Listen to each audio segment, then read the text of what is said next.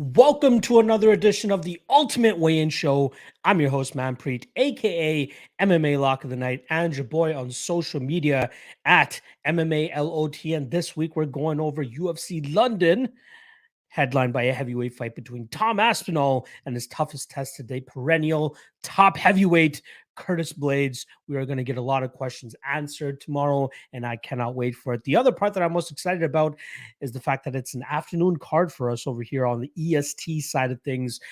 12 noon start, 3 p.m. main card start. I love it. I can't complain. I always love afternoon fights or morning fights. The PSTers, I'm even more jealous of because the card starts at 9 a.m. for them over there. Is what it is. I'm totally fine with it. I do have a barbecue to go to after, not a barbecue, sorry, my cousin's fifth birthday party for his kid right after the card wraps up. So as soon as it wraps up, I'll be out of here to get on over there. So I'm glad the card is early enough that I can catch it live and then head on over there to support them and have fun over there. But very much looking forward to it. Great card as well, right? We got 14 fights, a lot of them seeming to be setup fights, 10 favorites over minus 200. There is eventually going to be an apple pie shitter in there somewhere. Me and my guests will do our best to try to weed them out so you guys don't get caught ripping up your parlay tickets, because I'm assuming a lot of guys are going to be parlaying some of these fighters tomorrow, not to mention maybe parlaying them with some of the Bellator fights that are going on as well. So if you guys are tuning into those, just hit the mute over there and then just listen to us as we break down this UFC London card one final time for you guys. All right, let's get this show on the road. And to do that, I'm going to have to bring in my guest for the Ultimate Weigh-In Show. It's been too long since I've spoken to my guy. I looked in the DMs, and when I messaged him to do this, I think the last time I hit him up was end of 2021. That is far too long for me to have a conversation with this man, because he is too smart, he is too sharp, and I need to dissect his brain a little bit more. Thankfully, I am bringing him right here to you guys of the MMA Engine, one of the founders over there, not to mention Stat Wiz of the MMA community, the funkiest unk that we got out there. We got my guy Uncle Weezy coming into the show here. Uncle, how is it going, my brother? I am doing great, man. It is an absolute pleasure to be back on your show, Locke. You're one of the first guys that had me on when I started doing appearances on YouTube, and I cannot believe it's been since the end of 2021 since we talked, right? Dude, that's absolutely ridiculous. I had no idea, man. So thank you so much for having me on. Thank you to the entire audience that's tuning into us today. We got a banger of a card to break down, 14 fights, and I got a ton of action on this. I love it. I love it. I have, I believe, 5 or 6 bets that I've played so far. I do have one more play that I want to put in, which will more than likely be a violence parlay of sorts, because there are a ton of violent spots on this card that I want to take advantage of. But let's just take off our betting caps for 1 second here, and let's put on our fan caps. From a fan's perspective, Mr. Weezy, which fight are you looking forward to the most tomorrow?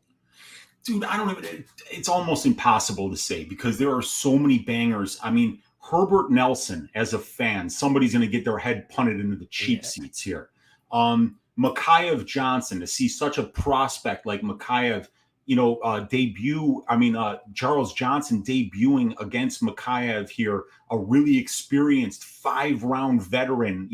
3 times he's fought for the belt in LFA, defended it twice. That's a great fight. And then one of my favorite fighters on the entire roster is JSP, Jonathan Pearce, and he's fighting Mr. Finland. It's a great stylistic matchup. And I mean, we won't even talk about the main card, dude. I'm excited for everything here, man. But those 3 fights in particular are going to be fire, and they're all on the undercard. Yeah, we got 8 undercard fights, 6 on the main card, so a total of 14 fights. Luckily, everybody hit their mark in terms of making weight this morning, which means that we don't have any fights scratched, knock on wood, in case there's a bug that somebody contracts while they're trying to rehydrate. But yeah, we'll definitely touch on the weigh-ins as we work through this card. But like I said, there's 14 fights, so why waste any more time? Let's just get into the fun side of things here, breaking down these fights for the folks here. I do quickly want to say, if you guys do not already follow Uncle Weezy, I do have his Twitter account linked in the description below. Make sure you guys go hit him with some love over there on Twitter, and then obviously give them some love over there on the MMA Engine, which is obviously one of the big things that Brady, Lou Beccia, I believe Monk Maddox is on it as well. Absolutely doing phenomenal work over there. So make sure you guys go show them some love. We'll plug it once again on the back end there, but I just needed to get that out of the way, because if you don't know about Unk, you'll definitely know about him after this podcast. All right, first fight of the night. We are talking about a welterweight fight. We got Nicholas Dalby going up against Claudio Silva. In terms of odds, we're looking at minus 210 now on Nicholas Dalby, plus 180 coming in on Claudio Silva. And when I say coming in, it's because there is money coming in on Claudio Silva, as I did see Nicholas Dalby closer to minus 250, minus 260 earlier this week. In terms of the weigh-ins, to me, it looked like Dalby was a little bit sucked out and dry, and it seemed like it was a tough weight cut for him. And that also, parlay that into that weird Instagram post that he had a couple days or weeks ago, if I'm not mistaken, talking about some of the mental health issues he's going through during this training camp. As a minus 250 favorite, looking at things from outside of the octagon, which is something that I don't normally do, but something that we need to take into consideration for this fight. You need this guy to mind his P's and Q's for the full 15 minutes against a guy like Claudio Silva. I compare Claudio Silva to the welterweight version of Hani Yahya, where he just throws absolute heat on the feet just so he can either club and sub you or get close enough to you so that he can eventually drown you, get you onto the ground, and then eventually find a submission.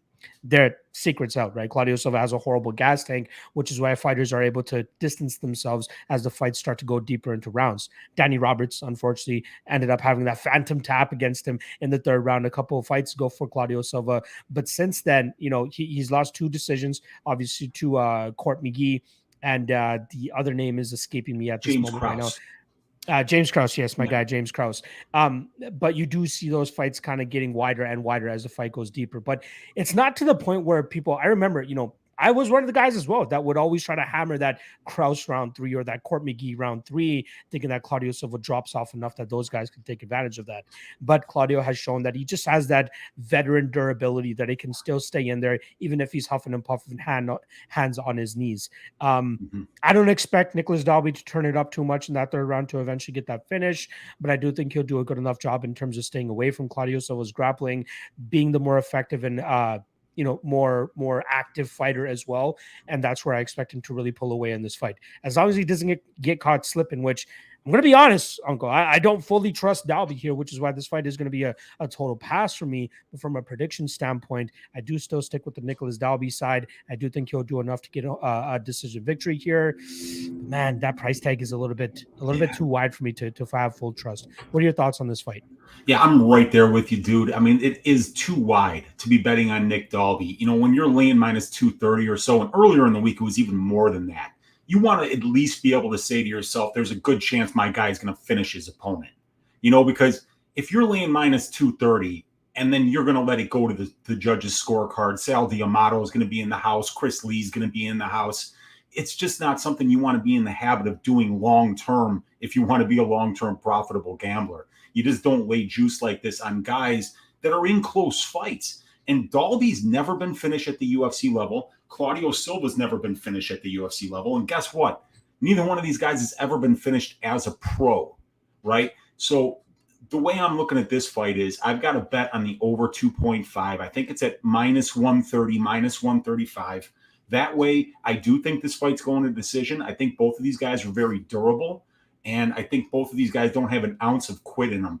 I don't know if you saw the Nick Dalby versus oh God, it was in Cage Warriors. The Bloodfest. The Bloodfest, yes. Where Goddard had to stop the fight, because there was a slip and slide of blood on the canvas.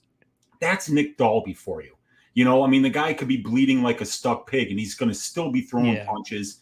And you just mentioned it about Silva. That dude can have nothing left in the tank, both hands on his knees, and then you go in to hit him, and he swings a big overhand hammer at you, So, I don't see either one of these guys getting finished. I don't want to lay minus 225 on Dalby, but I also don't really love the plus money on Claudio Silva here, so I'm just betting the over, and I'm hoping that neither one of these guys gets finished for the first time in their career, and we see this thing go at least 12 and a half minutes, and I cash my first ticket of the night on the curtain joker.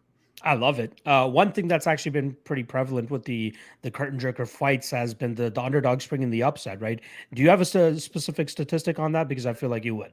I wish I did. I wish I did, man. There are certain things that I don't have, and Yeah. I'm working to kind of like take some time and go back through the stats, add new things. But when we're in the stretch of a 12-week, no break, the entire summer, Lock, of the UFC, we have no breaks, 12 No. straight weeks. So there's no time to do this behind the scenes type of stuff that I'd like to do. But the first fight, I remember a few months ago, we were getting stoppages all the time. And now we're starting to see some of these underdogs come through in the first fight of the night. It seems like there's like trends in the first fight of the night that we can chase for a while and be profitable. But yeah, for me, this one, I'm just going over on this one, and we'll see. But I'm not laying minus 225 on Nick Dalby here. Yeah, no, I absolutely agree with you in that aspect. And again, even on the flip side, I don't feel comfortable with the Claudio Silva side. And I think that over is a very sneaky bet in this spot because there is a possibility that Claudio Silva, what if he just gets into those positions where he just controls Dalby and is able to, squirt out 8 to 9 minutes of control time, and that's enough for him to get the decisions. You don't want to be caught with that minus 250, minus 220 on Dalby and end up losing that way. Shout out to our guy, FENE. Action Sportscast. He's just boarding a flight and he said he got a window seat. Nice. Shout out to the window seat. I'm sure it'll be a very comfy ride for you on the way there as well. Shout out to my guy Nathan here as well, saying, I wonder if Saudi Amata knows how much shit the betting community gives him. LMFAO. Somebody needs to tell him. Somebody needs to whisper in his ear and just say, hey, take a look at MMA Twitter for a second and just Google search your name and see what happens. Or Twitter search your name, see what happens. Yeah, we need to have him do that because hopefully he'll get self-conscious and quit. That'll be great. That would be great too. All right, let us move on to the next fight. Here we got a women's flyweight fight between Mandy Bohm and Victoria Leonardo. In terms of odds, now we're looking at minus 120 on Bohm and plus 100 on Leonardo. I'm seeing a pick 'em on certain spots as well, and that's very interesting considering the fact that Mandy Bohm on BetOnline opened up as a minus 185 favorite. And all this money coming in on Victoria Leonardo. Weezy, I'm actually going to get you to kick this one off for me, my friend. Let us know why MMA Twitter continues to call Mandy Bohm this week. Well, I can tell you for sure why. I had a Mandy Bohm ticket against Ariane Lipski, right? And for every one strike that Bohm landed in that fight, Lipski landed 3. My God, if you get destroyed, whitewashed by Ariane Lipski, you don't belong at this level, plain and simple. And while Victoria Leonardo has not looked good at the UFC level, the 4 losses are to Miranda Maverick, Melissa Gatto, Erin Blanchfield, and Manon Fiorot. Okay, Mandy Bohm would wind up in a body bag if she ever entered the cage with any of those ladies. So. But the thing is, too, I got in. I'm 1 unit deep on Victoria Leonardo, and I feel like I'm underwater having a 1 unit bet on Victoria Leonardo. But I'm considering the opponent here, and I'm also considering that Victoria is just kind of tough. She's a scrapper, She's there to fight. She wanted to be out there for that 3rd round against Gatto with a broken arm. So I think she's the kind of woman that's going to fight for your money. I think she's extremely tough, and I think that now that she's getting an extremely huge step down in competition. To go from Melissa Gatto to Mandy Bohm is a serious step down in competition. So I do have 1 unit on Victoria Leonardo here. I probably shouldn't, but since I had that bet on Mandy Bohm, I was so angry with myself making that bet, Lock, that like I didn't sleep that night. I was like, that's the worst read I've ever made. And I've had some shitty reads. Trust me. We both have. You do this long enough, you're gonna run your mouth like I did a few months ago when I said that Chase Sherman was gonna shave Fat Collier's ass, and then he winds up getting drowned in the first round. And I was ripping Collier that entire week. I looked like a complete prick. And even still, I think that the Mandy Bohm bet against Lipski was even worse. She just didn't look ready. And the pre-UFC competition, not great. I wouldn't encourage anybody out there to go like jumping into the pool neck deep either side of this fight. This is pretty low level. You don't want to be looking yourself in the mirror at the end of the night saying, I had a ticket on whether it's Leonardo or Bohm. You're going to feel like a bum if you don't cash that ticket on this fight. So tread lightly, but I just don't see Mandy Bohm being UFC ready. While Leonardo might not be, at least she beat Chelsea Hackett, and that was a good win.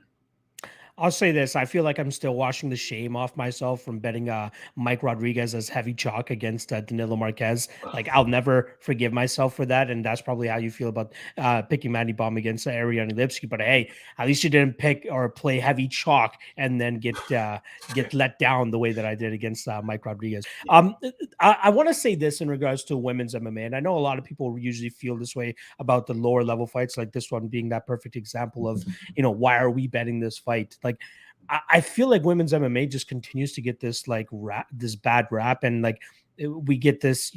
I've done it in the past where we're like, oh, I lost this bet because women's MMA. But I feel like that's a weird cop out. At the end of the day, it's still a fist fight. It's still us going out there and researching both of these fighters, taking all the knowledge that we have and putting it into a bet. And I am quite profitable on the women's MMA side of things. And I feel as though it's because I've been able to read some of these lower level matchups and be like, okay, this is the spot. This is the side that we should be going with. I've hit plenty of women's MMA underdogs as well, because I feel like, people just, they just give a woman a bad rap right off the top if they have one bad performance. And then you'll be able to get that recency bias and you'll be able to take advantage of it, right? It happens in men's MMA as well, but it's just not as prevalent because there's so many more men's MMA fights compared to how many women's MMA fights there are. So I think it's this knock that people keep putting on a women's MMA. Like, I think we need to get over that and just put legitimate research into it. And if you end up losing, you lose. You did your research. You got a great number. I believe you said you got a solid plus money on Victoria Leonardo here. That was the spot in this fight, in my opinion, right? Now at evens, it gets a little bit shaky, but I still believe that Leonardo deserves to be a slight favorite. So even betting her at pick'em odds, I don't think is a horrible idea. In my opinion, Mandy Bohm, she needs that distance to work and have that space to work to get her combinations off, to get her striking off. But the difference between her and Victoria Leonardo's last opponent is that Gatto actually had sting on her shots. Gatto had purpose behind her strikes. Whereas Victoria Leonardo here, I feel like she will eat a couple shots from the outside, but I think she won't have as much of an issue in terms of crashing the pocket, getting her own shots off, or even going for a takedown, dragging the fight to the ground, and then just having a success like she did against Chelsea Hackett. I'm not expecting it to be as easy as it was against Chelsea Hackett when she got her to the ground, but we know she can do that. And she has serviceable enough striking to deal with whatever Mandy Bohm throws out there with her style of striking. So shout out to anybody that got in on the plus money on Leonardo. I do believe that was the play for this. I wouldn't even mind anybody taking a pick'em shot here on Victoria Leonardo either. I'd put her closer to like maybe minus 120, minus 130, just because of the overall MMA advantage that she has over Mandy Bohm, who still seems kind of raw to me, right? Like, she still is trying to figure out who she is. Like, I'll say this on the tape index, we have her first two fights, and then we had her last two fights before she made it to the UFC. And you see a vast improvement in her in terms of her conviction, in terms of throwing and striking, and just having an overall MMA game. But there are still things that she lacks in. And I feel like what she lacks in is what Victoria Leonardo will be able to expose, take advantage of, and end up, taking home a victory in this spot. So I don't think you should be so down on yourself for having a Victoria Leonardo bet. Shout out to our guy Brady as well, who I saw tweet out, ready to break out that clown makeup if Victoria Leonardo ends up losing here. It is what it is. I mean, there's low-level MMA fights for men. There's low-level MMA fights for women, but we don't need to go to this cop-out of it's women's MMA. It's MMA at the end of the day. I told Brady, by the way, Locke, I'm like, look, man, if you lose money on Victoria Leonardo, it's my fault, because after that Mandy Bohm ticket, he's kind of like my therapist. So for like the next 3 days, I was messaging him going, why did I bet on Mandy Bohm? Why didn't you talk me out of that? How could you let me do that? And so now I think that he's heard me so often say so many horrible things about Mandy Bohm that I talked him into the Leonardo bet. Now it's going to be on my shoulders. Should he not cage that? Should he not cash it? Because Brady's still a little bit on edge about losing money on Gina Mazzani. He bet he laid chalk on her too. And, I had to talk him off of the ledge, of his second floor apartment, I'm like, you're not going to die if you jump out of that window, bro, but still don't do it. You're going to get hurt, So, yeah, man, we've just got to get past, the mistakes that we made in the past and move forward, forward looking. Exactly. And shout out to my guy, Mr. Always Profit here. He goes, I hate the women's MMA talk. It's been profitable for me. If frustrates me, look at Krylov versus Craig. It's the same shit you see in women's MMA, but no one says it. I'll say this, though. It's not often that we see finishes in men's MMA off of their back. Craig seems to be obviously we're going to talk about him a little bit later, but he seems to be the exception to the rule. And I do agree, we do see it more often in women's MMA, but that's something that we need to know going into these fights. So it's still not a cop-out, right? It's still not a cop-out that like they're going to get caught in an armbar. We know it's more prevalent in women's MMA, so put that into your capping when you're talking about fights. Yeah. And consider that as well. All right, let us move on to the next fight here. We are looking at Jai Herbert coming in at -280, going up against the monster and fellow Canadian Kyle Nelson, who's coming in at +235. Is it Kyle Nelson or Guram Kutateladze that we're getting this week, man? I forgot who tweeted it out because I thought the exact same thing when I saw that picture. I'm like, that does not look like Kyle Nelson. Even the way he's built, the way he's flexing, all that stuff, the beard, all that. He's just trying to be the Canadian version of Guram. But unfortunately for him, he fights nothing like Guram in terms of at least the effectiveness that he brings to the cage. The vast majority of Kyle Nelson's win condition usually comes from that knockout or being able to finish his opponents. Kyle fought on a couple MMA shows up here in Ontario that I used to work for as well, Substance Cage Combat. He beat one of my guys, Neelan Hordat, via decision, and then he beat another guy, actually a standout wrestler here, Ainsley Robinson. But unfortunately for Ainsley Robinson, the guy was 42 years old going into that fight. He had a significant wrestling advantage there, but he left his neck out there. Kyle Nelson was able to snatch it up, and then he put him to sleep there. Very wild scene as well. I'll give you guys a quick story in terms about that fight. Security probably deserves a demotion after that, because as soon as Ainsley Robinson got put down, he was choked out, like completely out cold. His son somehow jumps the barrier, jumps inside the cage, and goes to his father like, what the fuck is going on? And we're just looking around cage side like, what the fuck is the security doing? Why the fuck is the security not in here, like making sure this kid didn't get into the cage? But luckily, like the kid didn't have any bad intentions. He's just going out there trying to look after his father, but still, it should not get to that point. What I'm trying to say is Kyle Nelson is a vicious finisher when he's able to get those spots, right? We saw him finish, or actually, you saw him rock Carlos Diego Ferreira in his UFC debut on short notice up here in Toronto, but then it just didn't work out for him the rest of the fight. We obviously saw Ferreira get his hand raised that night. Only win, I believe, in the UFC for Kyle Nelson comes to Polo Reyes, who we obviously know doesn't have the greatest chin, doesn't have the greatest durability, and that's the reason he ended up getting his lights put out that night. Not a bad loss to come off of against Billy Quarantillo. We know Billy Q is a legitimate threat. You know what I mean? When he can really drown people with his pace and his pressure, he can eventually finish them late, just like he did against Kyle Nelson.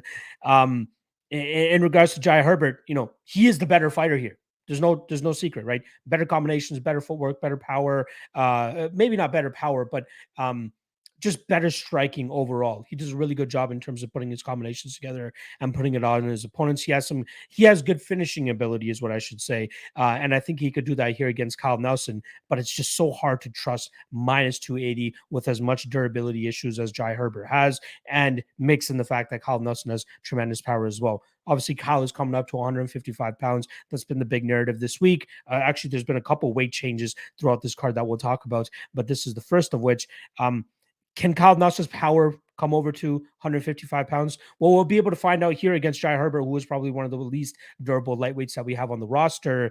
The pick is still going to be on the Jai Herbert side, as I think he'll be able to stay away from that danger, put it on Kyle Nelson, and eventually get him out of there. But the spot that I like the most, Weezy, we talked about it at the top of the show here, just parlay the violence, right? Like, I feel like if you just take the violence spot here and parlay with another spot, you'll probably get a good number. -300 is what I'm currently seeing on the fight doesn't go to decision. The odds makers are trying to tempt you by making the widely available total the 1.5, which is currently around even money on most spots, because this fight could absolutely go over that 1.5 round mark, but still end up finishing. And the odds are indicative of that, right? -115 on the over, or sorry, on the over 1.5, and then -300 on the fight doesn't go to decision. makes complete sense to me. But I'll go with Jai Herbert. Jai Herbert late finish, but I'm going to be going with a fight doesn't go to decision. What about you, Uncle? Yeah, I straight bet that fight doesn't go to decision for 2.6 units at minus I don't 260. hate it. I Yeah, don't I hate it. mean, like, I actually parlayed a couple other violence bets, that the stuff that came out earlier in the week, but I was waiting for this to drop. It dropped at minus 260, and I said, I'm not going to max bet it, but I'll just go 2.6 units here. It feels like, Herbert's chin is not good, and Nelson swings hammers. And then, you got a guy like Herbert who in 4 UFC fights has landed 3 knockdowns, 3 different fights. I mean, the guy's got precision, speed, power, and he's chinny. He's been knocked down 3 times, or 3 times in 4 fights. So it's too much. I mean, like, this guy is just, he throws hammers. His opponents are throwing hammers. People are getting knocked out here. So, Mbe just said it in the chat. How is Herbert this big of a favorite when he's that chinny? I just couldn't lay minus 280 on him here. I'd rather lay minus 260 on the fact that somebody's getting slept. And, with Herbert, you don't have to worry about the fact that if this guy lands, his opponent's going down. And then with Nelson, too, it's the same thing. And now that he's coming up a weight class, Manpreet, you think that maybe he'll have a little bit better conditioning, that maybe, he'll be able to plant his feet and throw even harder up at this weight class. So I'm looking violence here. I even think that somebody on one of my shows mentioned that Kyle Nelson first round knockout is something like really crazy wide. And it might be a good way to look at this fight, I think it might even be like plus 1,400 or something like that, which is absurd. I'm seeing on best fight odds, I'm seeing about plus 1,100, plus 1,000. Like, still a very good line for something that is absolutely possible to happen, right? And which is the majority of the win condition for Kyle Nelson. Yeah, absolutely. And, we got 4 losses for Nelson as a pro, 4 losses for Herbert as a pro, and 7 of those 8 losses have come inside the distance. So it's not just when you see guys that are finishing at a high rate. When you got that combined with guys that are also getting finished at a high rate, it's a great violent spot. I think stylistically, it even buoys that position where it's like, yeah, man, both of these guys swing hammers. Nelson does like to wrestle. He's attempted 16 takedowns in 4 fights, but he's only gotten 2 of them. So I mean, he might try to wrestle here. He might try to slow the fight down and take it into deep waters, but I don't know if he'll even be successful doing that. So yeah, I'm just going violence here and keeping it real simple. I love it. I love it. Shout out to my guy Fender Jazz here saying Herbert's kickboxing is so sharp. I think people just think of that Topuria KO, though it was brutal and too recent. Again, I believe that was in March, if I'm not mistaken. And he's coming back after about 4 months now. We'll see if he should have taken more time off. And Kyle Nelson is absolutely a guy that can go out there and expose that as well. All right. Let us move on to the next fight here. Big talks about this fight on the Twitter timelines. We got a flyweight fight between Muhammad Mokaev going up against Charles Johnson. In terms of odds, we're currently looking at minus 520 now on Mokaev, plus 410 on Charles Johnson. Weezy, I'll let you kick this one off, my friend. What are you thinking here? I've already got money on Johnson, man. I got a half unit at plus 375. I've got a quarter unit on him to win by decision at plus 850. This line doesn't make any sense to me, frankly. Johnson's more experienced. Johnson is bigger. Johnson's the far better boxer, in my opinion, and he's fought the far better brand of competition. Plus the fact, a lot of people will say, okay, Mokaev is 10 years younger. That's an advantage. I mean, it's an advantage when you're 30 and your opponent is 40. Yeah. When you're 21 and you're fighting a guy that's got 13 professional fights and has went 5 rounds against a killer like Carlos Motatizil, when Mokaev was fighting 16-year-old kids in IMAAF, Johnson's going 3 rounds with Royval and it's close. Oh man, I don't understand this line. I get that Mokaev is a hell of a prospect. I get that he's already very experienced. The guy doesn't even know how to lose yet, but this Johnson guy is no joke. You see that Olympic tattoo on his back. A lot of people don't know what that's all about. This dude was a steeplechase runner. You know what steeplechase is? You know what? That's what I was actually trying to figure out, because I'm like, okay, if he has an Olympic tattoo on his back, it's probably wrestling based, and I couldn't find anything regarding it. What is steeple racing So steeplechase is or long chase? distance running where you're jumping over hurdles, and then one of the hurdles has water in front of it, so you land in water. So it's just track and field. But this guy was, very close to being on the Olympic team for the steeplechase, which means that the guy's almost like a marathon runner. You know what I'm saying? He's got that kind of conditioning, that kind of endurance. And man, we saw it in round 5 against Carlos Mota Tizil. The pace of that fight between Johnson and Tizil was absolutely bonkers. I cannot believe that guy was able to finish Tizil in the 5th round. This Mokaev guy is great, and he's just going to get better, and he's already very well-rounded, but we can't be kidding ourselves and suggest to ourselves that he's fought anybody in Charles Johnson's league so far, man. Blaine O'Driscoll's good. Cody Durden's good. But, we didn't learn a whole lot about Muhammad in either one of those fights. We're going to find out a lot about this guy. And he kind of pissed off Johnson at the weigh-ins there. He's coming in like he's 21 years old. He's doing a lot of dumb shit like I did when I was 21. I don't know how I didn't wind up behind bars at that age, but he's got some growing up to do. He really does. And we're going to find out, what the next step is for Muhammad Mokaev. Because in my opinion, if he goes through Charles Johnson and makes it look easy, I'm staying the fuck out of this kid's way for the rest of his rise up that ladder, because this is a serious test. I can't wait to see how he deals with it. This fight, in my opinion, is the perfect example of like why we use percentages when we're capping fights, and just trying to make our own percentages in our head, see where there is perceived value and try to take advantage of it. And I feel like the people that are very much into that are on the Charles Johnson side this week, because sure, they might be picking Mokaev to win, but is he winning at a minus 500 clip? That's the question, right? And a lot of people that don't see that side of the argument argue that, we're never going to see this fight again. So why are we talking about probability? It's only going to happen once. And if it happens this one time, more than likely this guy wins. But like, we have to think more than that. That's where we get the underdog value. That's where we get people like hitting, I'm trying to think of a fight off the top of my head where I was like, why? Oh, Josh Emmett versus Calvin Kattar, right? Everybody knew that Calvin Kattar was a solid favorite there. Like, he was a minus 250 favorite, if I'm not mistaken. But I believe a lot of people could have said that we know this fight's going to play out closer, so we'll probably stay away from the Calvin Kattar side. No matter, even if we think that he's going to outbox him from the outside, he's going to keep him at bay with his superior striking, and those big shots of Josh Emmett are going to come few and far in between. But how did that fight play out? Super close. Josh Emmett ends up getting the nod there. The underdog value cashes. Same with Mateusz Gamrot against Armen Tsarukyan. Same goddamn thing there. We knew that the odds were a little bit too wide for Tsarukyan, but hey, Tsarukyan's going to win, so let's just parlay him anyway. No, the fight's going to play out closer than that. And that's exactly what I think we're going to be seeing here as well. Like, Mokaev more than likely should win, yes, but he should not be winning at a minus 500 clip. If you're giving me closer to minus 150 or minus 200 even on Mokaev, you have my attention. But this line is just out of whack. Charles Johnson is a legitimate opponent, as Uncle Weezy just laid out. Legitimate competition, legitimate experience. That last fight against Carlos Mota is enough for me to see that he has what it takes to potentially pull off the upset in this spot. If his takedown defense, which is absolutely going to be tested here, if it holds up, but we need his get-up game to hold up even more, because he's definitely going to be taken down in this spot.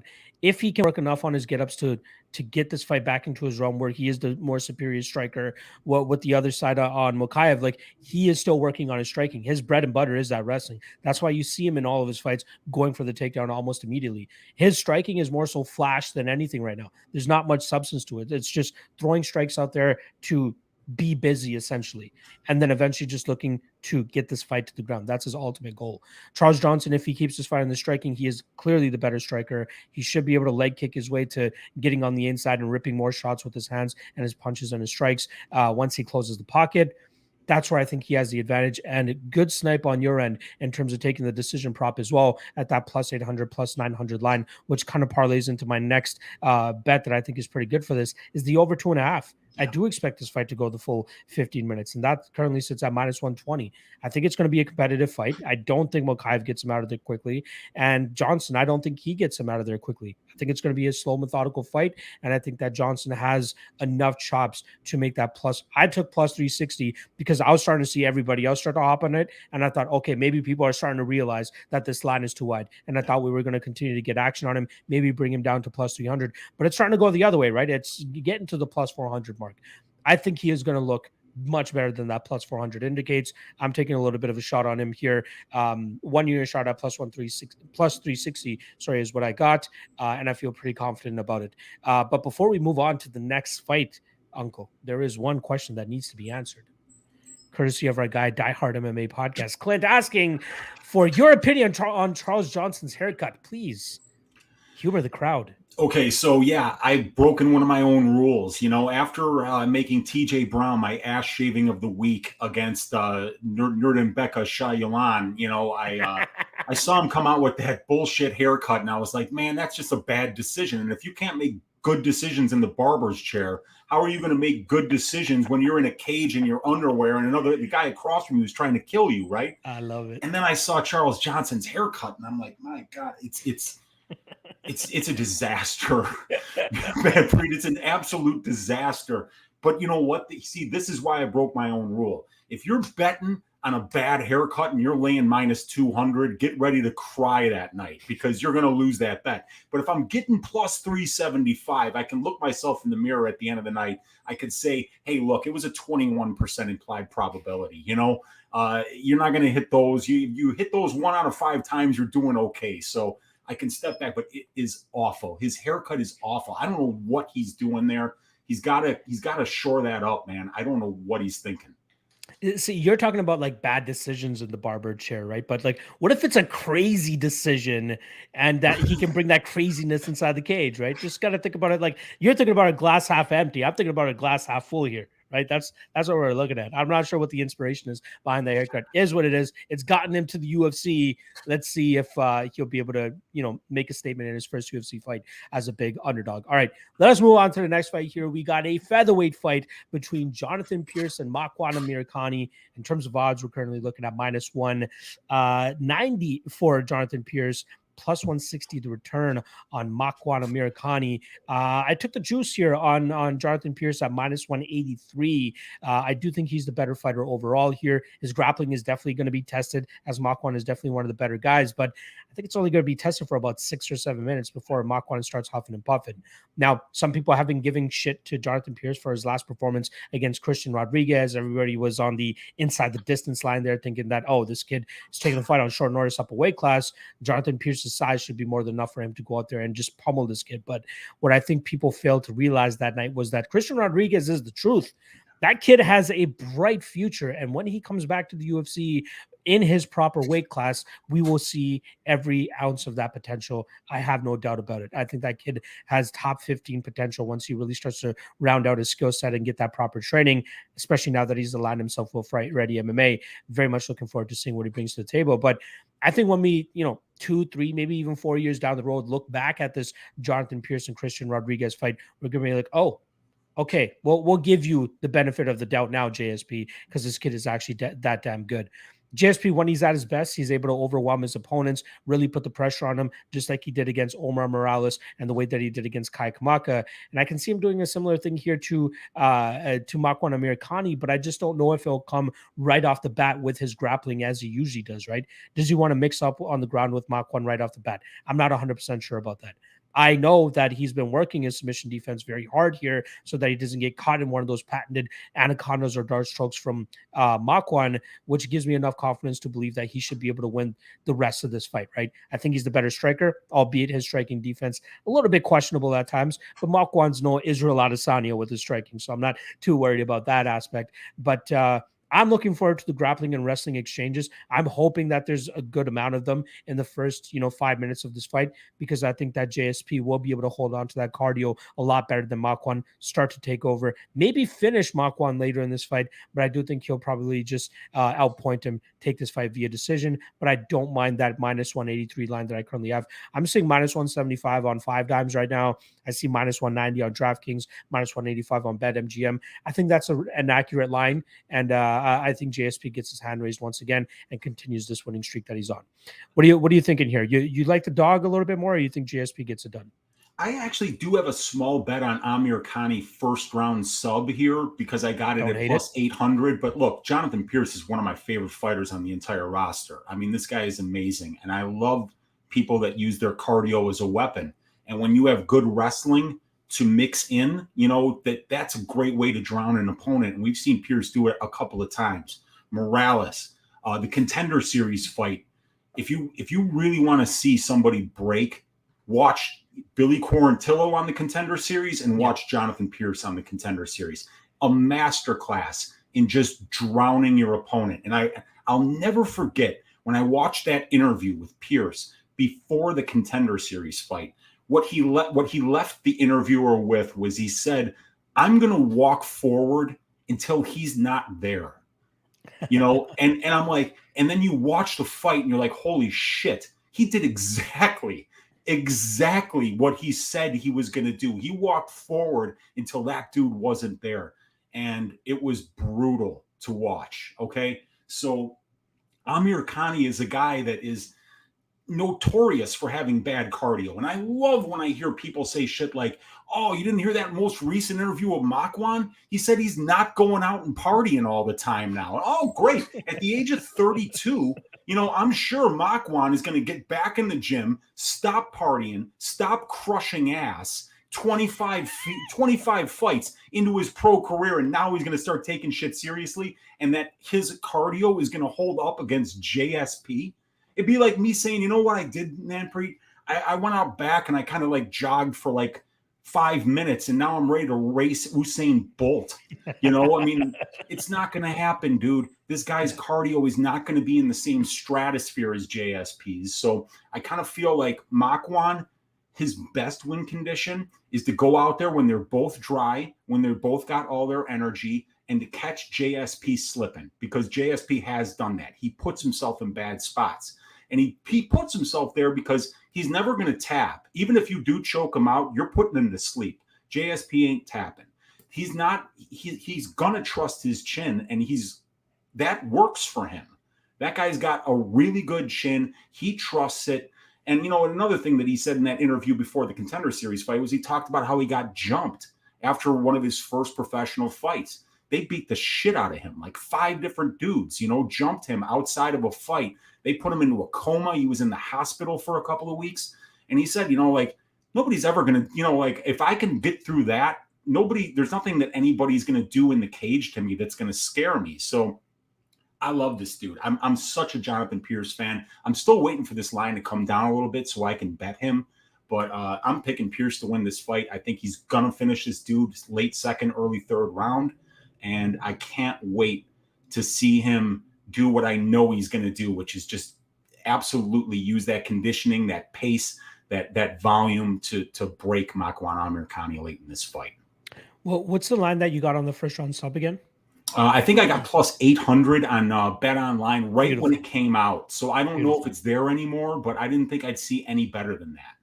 I love it. No. That is the way to play it if you do like the Amirkhani side, in my opinion.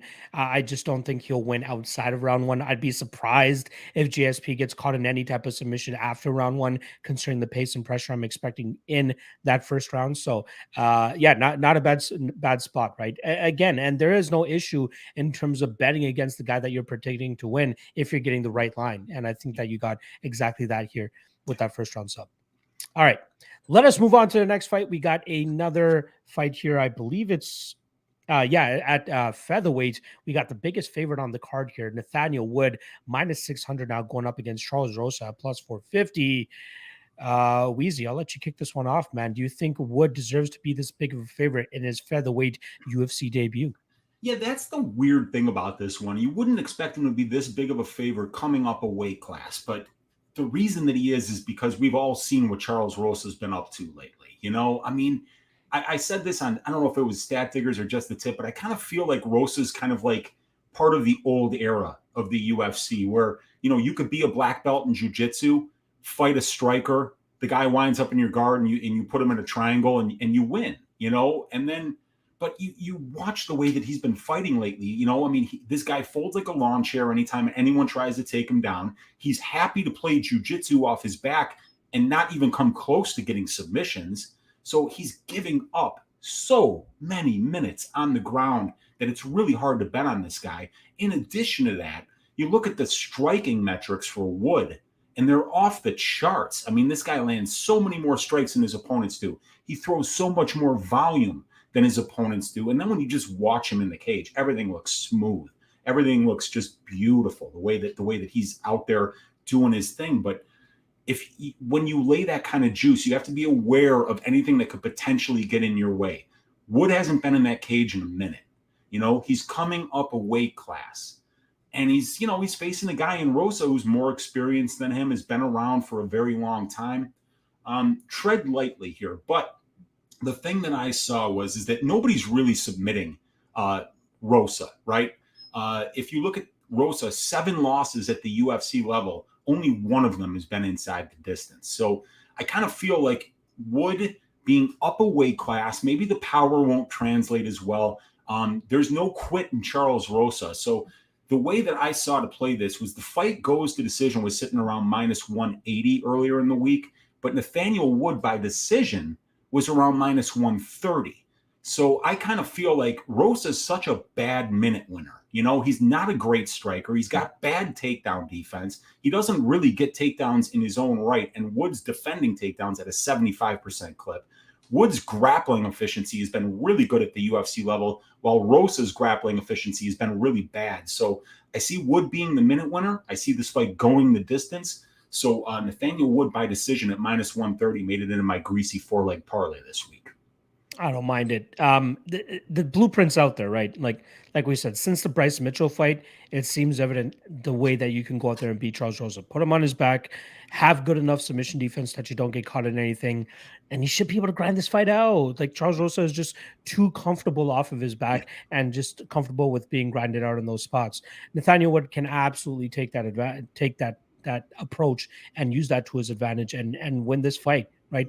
I do expect this fight to play out in the striking for a little bit, but I think with it getting closer and closer, Wood will look to take this fight to the ground. It might be one of those spots where like he strikes for the first maybe 3-ish minutes and then just surprises Charles Rosa with a takedown, grinds him out, secures that round.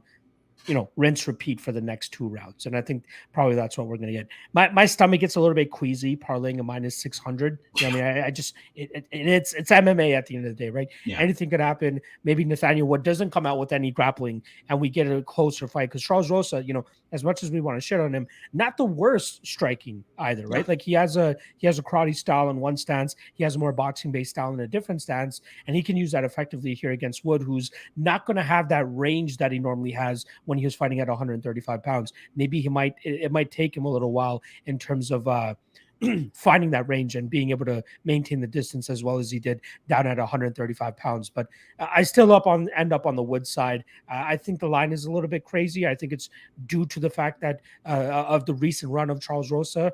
But I wouldn't, leave it out of the chance that Charles Rosa could pull off an upset, especially if Wood doesn't look to take a grapple heavy approach. But anybody and their blind mother could see that the best way to beat Charles Rosa is just take this fight to the ground and grind it out. All right. Let us move on. Let me just say one thing, man. You said it makes me nervous when I'm parlaying minus 600. Dude, if it doesn't make you nervous, you don't know what the hell you're doing. Because if you're parlaying minus 600 every week, Jeremy O'Neill just said in the chat, only winning bets have value. That's a great way to say it if you're cashing every damn bet. But at the end of the year, right? You go from January, you go all the way to December, and you're laying minus 400 on a fight doesn't go to decision that should only be minus 200, and you're doing that saying, hey, look, the only thing that matters is if this bet cashes, right? Well, it's not going to cash every time. And when you start laying minus 350, minus 400, minus 450, you're laying 3.5, 4.5 units to win one. Dude, you go on a bad streak, you miss 2 or 3 bets in a row, it can ruin your entire year. So, dude, only winning bets have value. That's bullshit. Every bet is independent, and that's a thing in statistics that people talk about. Like if I could roll a dice 100 times and I get 99 times in a row, right? And you're saying there's no chance it's going to be 1 again. No, that next roll is independent. It could just as easily be 1 as it could be 6, 3, or 4. And it's the same thing with fights, right? Every fight is independent. Just because fighter A and fighter B are getting into the cage doesn't mean it doesn't literally have anything to do with what happened before that. But all that data that comes before that gives us a benchmark. And when we look at that benchmark and we find out what the implied probability of the betting line is in comparison to that benchmark, we can find out then, Manpreet, whether we're paying too much or whether we're underpaying. And when you have a sense of that value over the long term, you'll make better decisions and you will be more likely to be profitable. I like it. Like, couldn't have put it better myself. That's what we're aiming for at the end of the day, right? Is finding that benchmark in terms of being able to find the right spots to pull the trigger on, and then eventually be profitable long term for sure. I'm right there with you. And I will also say this as a response to my guy Justin Villegas in regards to all decisions are going to be on the England side if it comes to it. I did just quickly look back at the last England card that we had. We did have Elise Reed get that decision over Corey McKenna, who is obviously from Wales, not England specifically, but she's from Great Britain, and technically she was at a hometown advantage there. Obviously, it does trickle into my mind, and we'll obviously talk about it when we get to the Hannah Goldy and Molly McCann fight, but like that is something that you need to keep in mind, like the crowd's reaction to what, if Molly McCann goes out there and even tickles Hannah Goldy, they're going to fucking go crazy, right? And if Hannah Goldy lands the biggest strike of the fight, there's going to be a no response there. So you do have to keep those things in mind, but I don't think it's like dead set that, they're always going to get the decision. All right, let us move on to the next fight here. We are going to be talking about Mark Diakiese going up against Amir Hadzovic. In terms of odds, we're looking at chalk on the Bone Crusher, minus 380, plus 310 the return on Damir Hadzovic. Shout out to my guy Jay Schiffy, Jonas Schiffman. I believe he put out a tweet just showcasing the what have you done for me lately nature of the betting game in regards to Mark Diakiese's betting line over his last several fights, right? Solid underdog to a relatively unproven Vyacheslav Borshev in his last fight, goes out there, shows off his UFC experience, shows off his total MMA game, drags the fight to the ground over 11 times and controls that fight, I believe, upwards of 12 minutes, winning that fight pretty handily. But nobody expected him to do that, or nobody thought he could do that, right? Nobody went back and looked at the other takedowns that Mark Diakiese has been able to land earlier in his UFC career to suggest that he could give Borshev issues there, right? Borshev was known, he was a hot shit at the time, right? Slava Claus. Everybody loves Slava Claus, right? He's going out there and body shot KOing guys like Dakota Bush, but once he takes a step up in competition against Mark Diakiese, he ends up falling short. Right. I'm a big Mark Diakiese fan, and I didn't even end up backing him there. Like, I didn't back the Borshev side, but I still was a little bit skeptical about the line being as wide as it was that night. Diakiese is a solid overall fighter. He came into the UFC as pretty much a flashy striker, right? That's one thing everybody was super excited about when he came to the UFC. Like, the Teemu Packalin knockout is probably one of the funnest knockouts that I've ever seen in my life. But like during that 2-fight run that he was on where he beat Joseph Duffy and Lando Venata, he had this newfound love for the calf kick, which very much opened up the rest of his game, allowing him to, get takedowns where he needed to, or even just open up with his hands and open up with his combinations, because he had disabled his opponent so much with that lead leg calf kick that he continued to land over and over again. Unfortunately, he ran into Rafael Fiziev, and Fiziev was like, nah, dog, I know how to check these. Now you're fucked. And that's exactly what ended up happening that night. I wouldn't be surprised if he actually ends up going back to the well here against Hadzovic, who has that wide stance and, really loads up on his shots and is a guy that thrives in firefights. But I think that Mark Diakiese will show a smart enough game plan here where he either attacks the calf kick, waits for his opportunities to strike, or or seemingly drag Damir Hadzovic into a firefight, quickly change levels on him, get him to the ground, and grind him out. It is obvious. The best way to beat Damir Hadzovic, drag this guy to the ground, grind him out. Christos Siagos landed 6 takedowns on him. I believe Alan Patrick, who was my lock of the night that night because I saw the grappling flaws in Damir Hadzovic's game. He landed 9 takedowns that night and controlled the majority of that fight. If Diakiese goes back to the well with the takedowns, he could absolutely win this fight with a minus 360 implication, right? He should absolutely do that. I'm not 100% sold that he will, but I still believe even if he doesn't take that Magomed type of approach, he's still going to go out there and get the win here. The Bosnian bomber is very durable. It's going to be tough to put him away, which is why I think this will likely go the full 15 minutes. But I like Diakiese, man, and I'm probably going to I might look to parlay him in this spot. I'm looking for that other spot, but he seems like a pretty much a shoe-in to be a solid parlay piece for this card. So give me Diakiese via decision. What about yourself, my friend? Yeah, man, I cashed on Diakiese last time out. I think I got him at plus 170 against Slava Claus. And, when I saw it in the stats, right now in the UFC, in 11 UFC fights, Diakiese is 27 of 63 on his takedown attempts. And so even if you remove the Slava Claus fight from that, right, I knew going into that Slava Claus fight that this guy had attempted something like 48 takedowns in 10 fights. And I was like, this is a horrible matchup for a guy who has literally less than 3 years experience in mixed martial arts. And he's going to be facing a ton of wrestling. One of the best bets that I made this year, it was easy. It cashed easily. So Diakiese is going up against another guy now in Hadzovic. Hadzovic has faced 35 takedown attempts at the UFC level. He has yielded 22. That comes out to a 37% takedown defense. He's getting taken down 4.04 times per 15 minutes, and he's been controlled for 36% of his UFC career. And then you look at the striking metrics, right? Hadzovic, his opponents are throwing about 1.8 more significant strike attempts per minute than Hadzovic is, while Diakiese throws about 1.6 more significant strike attempts than his opponents do. Diakiese out-voluming his opponents, Demir getting out-volumed by his opponents. The power numbers are very similar, but Hadzovic has nice striking accuracy. He has nice striking defense, but he's got that huge hole in his game where if Mark doesn't like how it's going on the feet, and I don't even know if there's much of a chance of that, right? This guy went 3 rounds with Fiziev and wasn't like getting his ass kicked.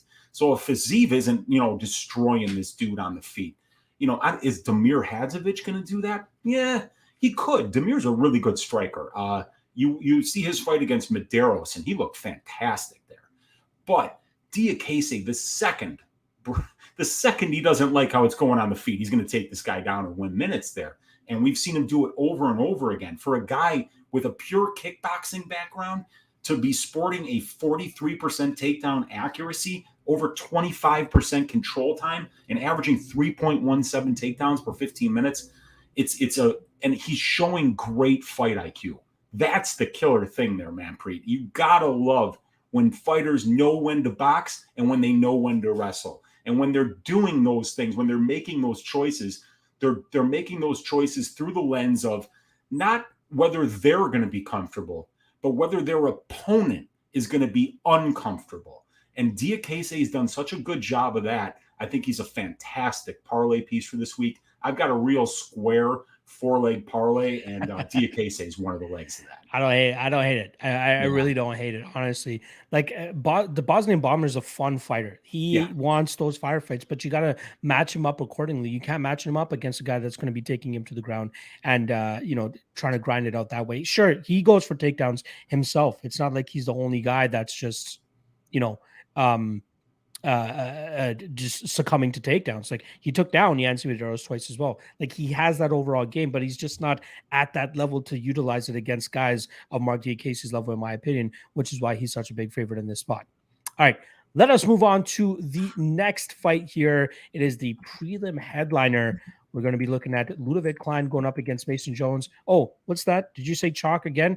Yes, sir. We got more chalk on this fight right here. Minus 390 on Mason Jones, plus 320 the return on Leavitt Klein.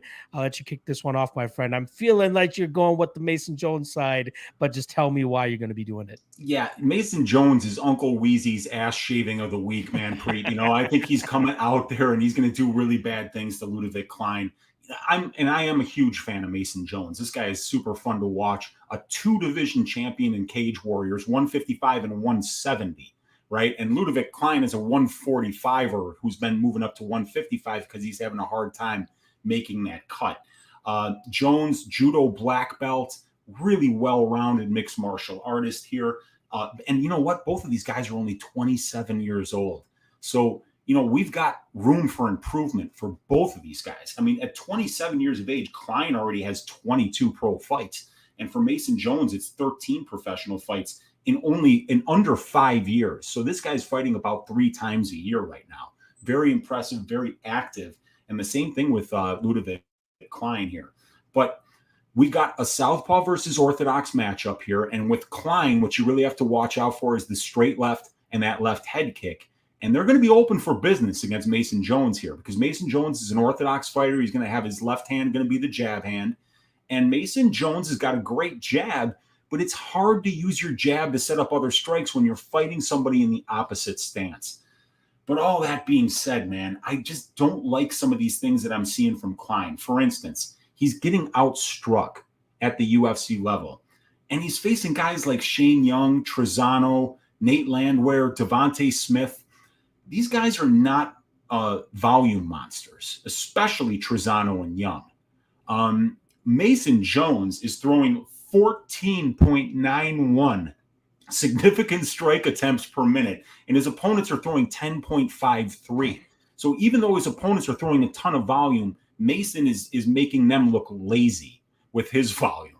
And then, he's over 50% on his 21 takedown attempts. He's averaging 4.43 takedowns per 15 minutes. He's got over 36% control time at the UFC level, and he's yielding less than 3% control time. Over a 12-to-1 ratio of control time for to control time against. The control time positions in Jones's fights are being controlled by Jones over 90% of the time. So you got a guy who's throwing way more volume than his opponent. You got a guy that's much nastier in the clinch than his opponent. With that judo black belt, when they do get their hips close to each other, it's going to be Jones who's throwing Klein around. And then Jones is getting these takedowns at a 52% clip and out-controlling his opponents at almost a 12-to-1 ratio, while for Klein, he's out-controlling his opponents at a 2.5-to-1 ratio, but he's got 4 times as many takedowns as his opponents. So he's not quite as efficient on the ground as Jones is. So I really do see Jones's pressure being a massive problem, because when you go and you watch the Nate Landwehr versus Leavitt Klein fight, the first round's very close. In the second round, about 2 minutes into that round, Nate Landwehr decides, I'm not taking another backward step for the rest of this fight. And then it's just over for Klein, right? But it's not going to take Mason Jones 7 minutes to walk forward.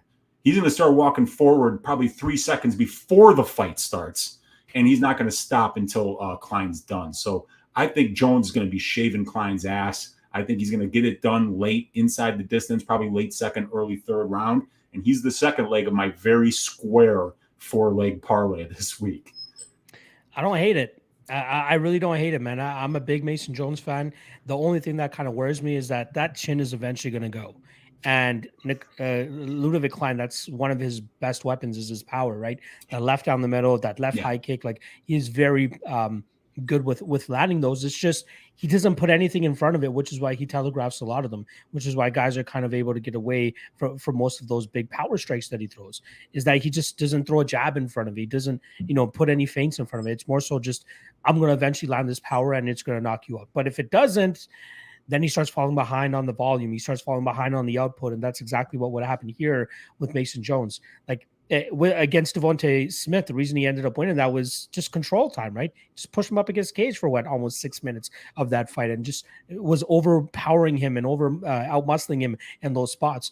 I feel like Mason Jones is that all offensive nature kind of guy that he won't get stuck in those spots. He will dig for the underhooks. He will look to turn and pivot out and get back into space so that he can get back to work.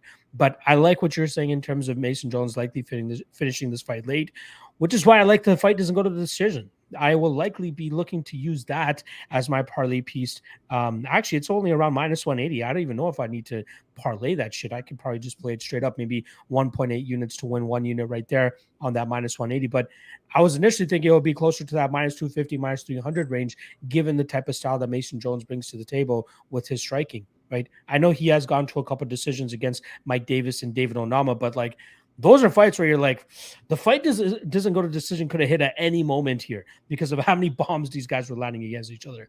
But I think the big difference here between those fights and this one is that Klein visibly starts to slow down later in fights, especially when there's high action and high output.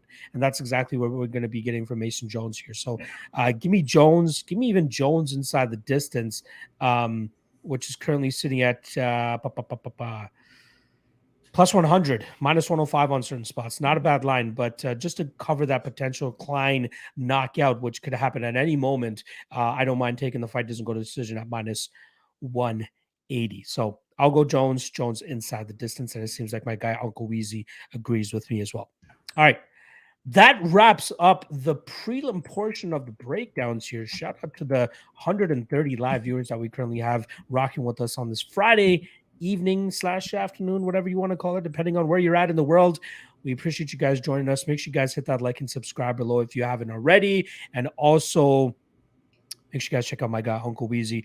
His Twitter is linked in the description below. Hit him with the follow there. And even, you know what, go to his YouTube page as well, where he does Ask Weezy, where you guys can pretty much ask him questions, and he'll be able to break it down for you guys in a thorough and educated manner like he always does. All right, let us kick off this main card with a 205-pound banger between Paul Craig and Volkan Oezdemir. In terms of odds, we're currently looking at -145 now for Volkan Oezdemir, plus 125 from Paul Craig.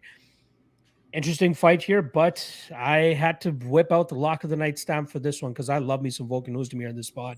And I took the -155, not thinking that the line would get any better, but I think people got, you know, a little bit of a hard on when they saw Paul Craig yelling in the face of Volkan Oezdemir at the weigh-ins earlier today, and like, oh, this guy's ultimately going to win. Because how a guy acts at the weigh-ins determines how a guy performs inside the cage, right? That's exactly what happens, right? That's how we cap fights, right, Uncle Weezy? That's right. If you win the weigh-in, it's over. I mean, I'd be surprised if Volkan even fucking shows up tomorrow. He lost that weigh-in so bad, he's going to come up with an excuse, and he's going to be like, I can't. He pooped his pants, from what I heard. You know what I mean? He pooped a little bit. He sharted a little bit. He goes, oh, my God, I didn't expect this.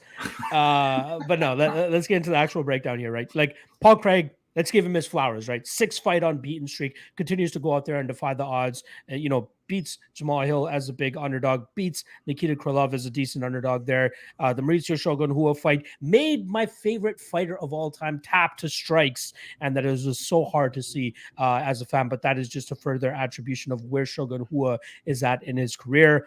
But let's be honest, a lot of these spots where Paul Craig is taking advantage of the guys that are bigger favorites against him, those guys are putting themselves in those positions and they're giving up these submissions. Like Nikita Krylov, it looked like when he got subbed there, he just, he reached for the cheese and the mousetrap went off. Like that's pretty much exactly what that submission looked like, right?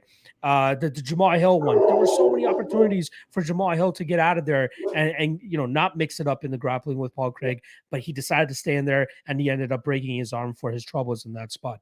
I do not believe that Volkan Oezdemir will find him in one of those spots, right? Great takedown defense. I believe the statistics show 80% takedown defense on his side. Not to mention he stuffed 3 or 4 takedown attempts from Magomed Ankalaev, stuffed 8 of 9 takedown attempts from Alexander Rakic. I believe both those guys have much better wrestling games than Paul Craig. Paul leans on, the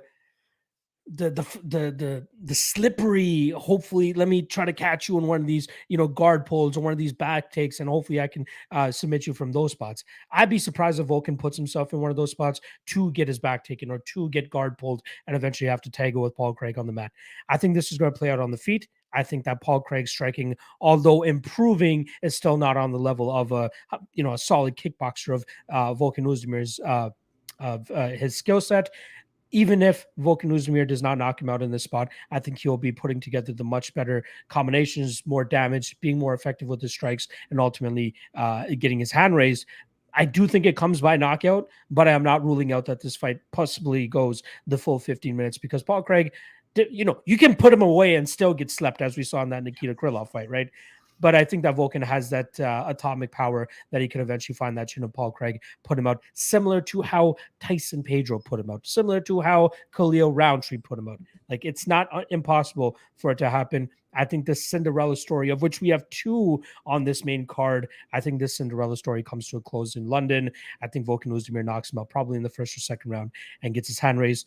Hopefully cashing the lock the night play for me. I got 5 units on minus 155. Again, kind of surprised the line is going down here, but I'll stick firm with my 5 units, and hopefully we can end up cashing some tickets come tomorrow afternoon.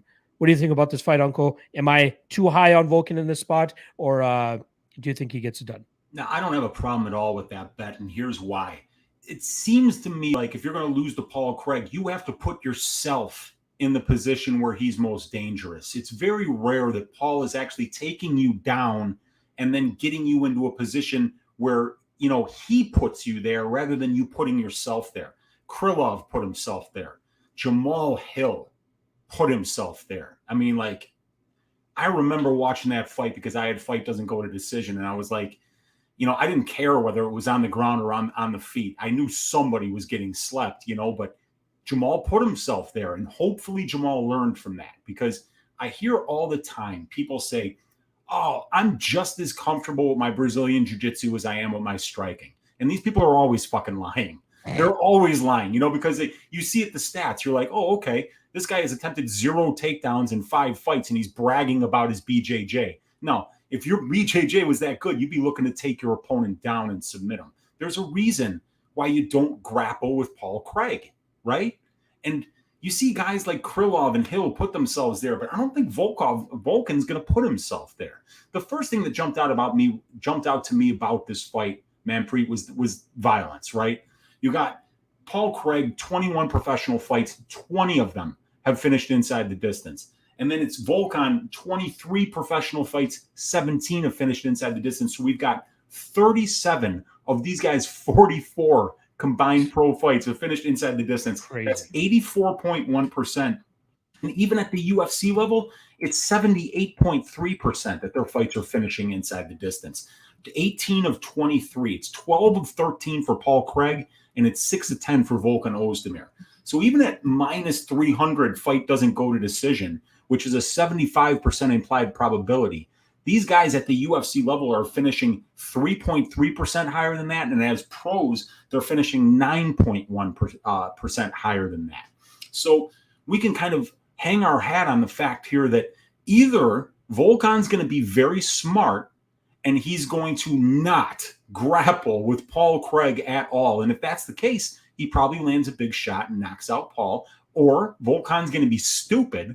You're going to dive into Paul Craig's guard and get subbed. But I think that some of these guys have seen this happen. They've seen this story too many times. The Bear Jew paints his face, comes out there looking absolutely crazy, Braveheart nuts at the weigh-ins, shows up in the cage. He's a scrapper. He's a fighter. He's born to do this. But you still kind of have to oblige Paul Craig. You have to, because he's not as well-rounded as you think. And Brady was saying it earlier in this week. This guy's win condition is literally getting the shit kicked out of him for 3.5 minutes and then locking up a triangle. And whether it's the Nchekwu fight, whether it's the Krylov fight, even the Hill fight, you see that this guy is not all that on the feet. So yeah, I like Volkan here. I'm surprised at where this line is going because, I feel like Craig's win condition is the sub here. He's not going to take down Volkan and control him. Volkan's got 80% takedown defense. He doesn't get controlled much, so I really got to believe that this should be Volkan Oezdemir. As long as he doesn't do anything stupid, he should be the minute winner here, and probably this fight finishes inside the distance. If it goes to full 15, it'll only be the second time in 22 fights that Paul Craig has seen the scorecards. Not a good time for my wife to finally get home and allow the dog to bark, because usually that indicates that there might be a live underdog on the fight that we're talking about. So hopefully Alfred this time around is wrong, but I'm glad that we're on the same side here. And yeah, I know my guy Brady is pretty convicted on the Volkan Oezdemir side as well. But yeah, hot lava, as my guy Cody Saftik was saying yesterday, I'm propping you up. Treat the floor like hot lava. Only let your feet touch it, nothing else. Otherwise, you're probably going to get snatched up by Paul Craig. Again, I don't want to shit too much on Paul Craig. He has gotten a 6-fight unbeaten streak, like we've been saying. He's been making it happen with everything he's been given. But hopefully Volkan doesn't give him anything that those past 6 opponents have given him. All right. Let us move on to the next fight here. We're going to be talking about a women's flyweight fight between Molly McCann and Hannah Goldy. In terms of odds, we got minus 435 on Molly McCann, plus 350 to return on Hannah Goldy. I'll let you kick this one off, Weezy. What are you thinking about this line? And ultimately, what are you thinking about this fight? So I've got Molly McCann by decision in my greasy 4-leg parlay for this one. I really like Molly. She's good on the feet. She even knows to wrestle when her opponent is winning minutes in the striking. She's decent all around. She's not a great grappler, but she will use her wrestling when she's getting outstruck. So I like the fact that she's got more than one trick in her bag here. Goldy coming up a weight class from 115 to 125. Haven't seen her since the Emily Whitmire fight. And then I think it's just really important to list the last 5 fights for Hannah Goldy. Emily Whitmire, Diana Belbita, Miranda Granger, Callie Robbins, Shannon Gugari. Not the best level of competition there. And then she's coming up a weight class, going across an ocean, fighting in front of a hostile crowd. And she's not just fighting anybody in front of a hostile crowd. She's fighting a woman that these fans love. And why wouldn't they? That performance against Luana Carolina, she beat her ass like she owed her money. That was disgusting to watch. If you had money on Luana that night, you were not happy because she didn't win a second of that fight. I was pissed off that I didn't have that as my ass shaving of the week, because that's how you shave an ass right there, what Molly did to Luana. So really tough to see Hannah Goldy getting a win here. Even the wins that she's gotten at the UFC level over Whitmire, she 2-4. 2-4, and Emily's got a couple of submission wins, but she's been stopped in all 4 of her losses. And, you got Molly McCann, who beat Diana Belbita when Goldy lost to her. And then she's fighting Taylor Santos, Laura Procopio. She got a win over Ji-Yeon Kim and then a win over Luana Carolina. And we've seen her fight Jillian Robertson, but that's a common opponent too. Actually, Hannah Goldy's UFC or pro debut was against Jillian Robertson. She beat her. Molly lost to her. But Molly should be the better striker here. This is going to be the only woman in the UFC that Molly McCann will ever have a reach advantage over. She's actually got a 1-inch reach advantage in this fight. Last 2 fights ago against Ji-Yeon Kim, she was at a 10-inch reach disadvantage.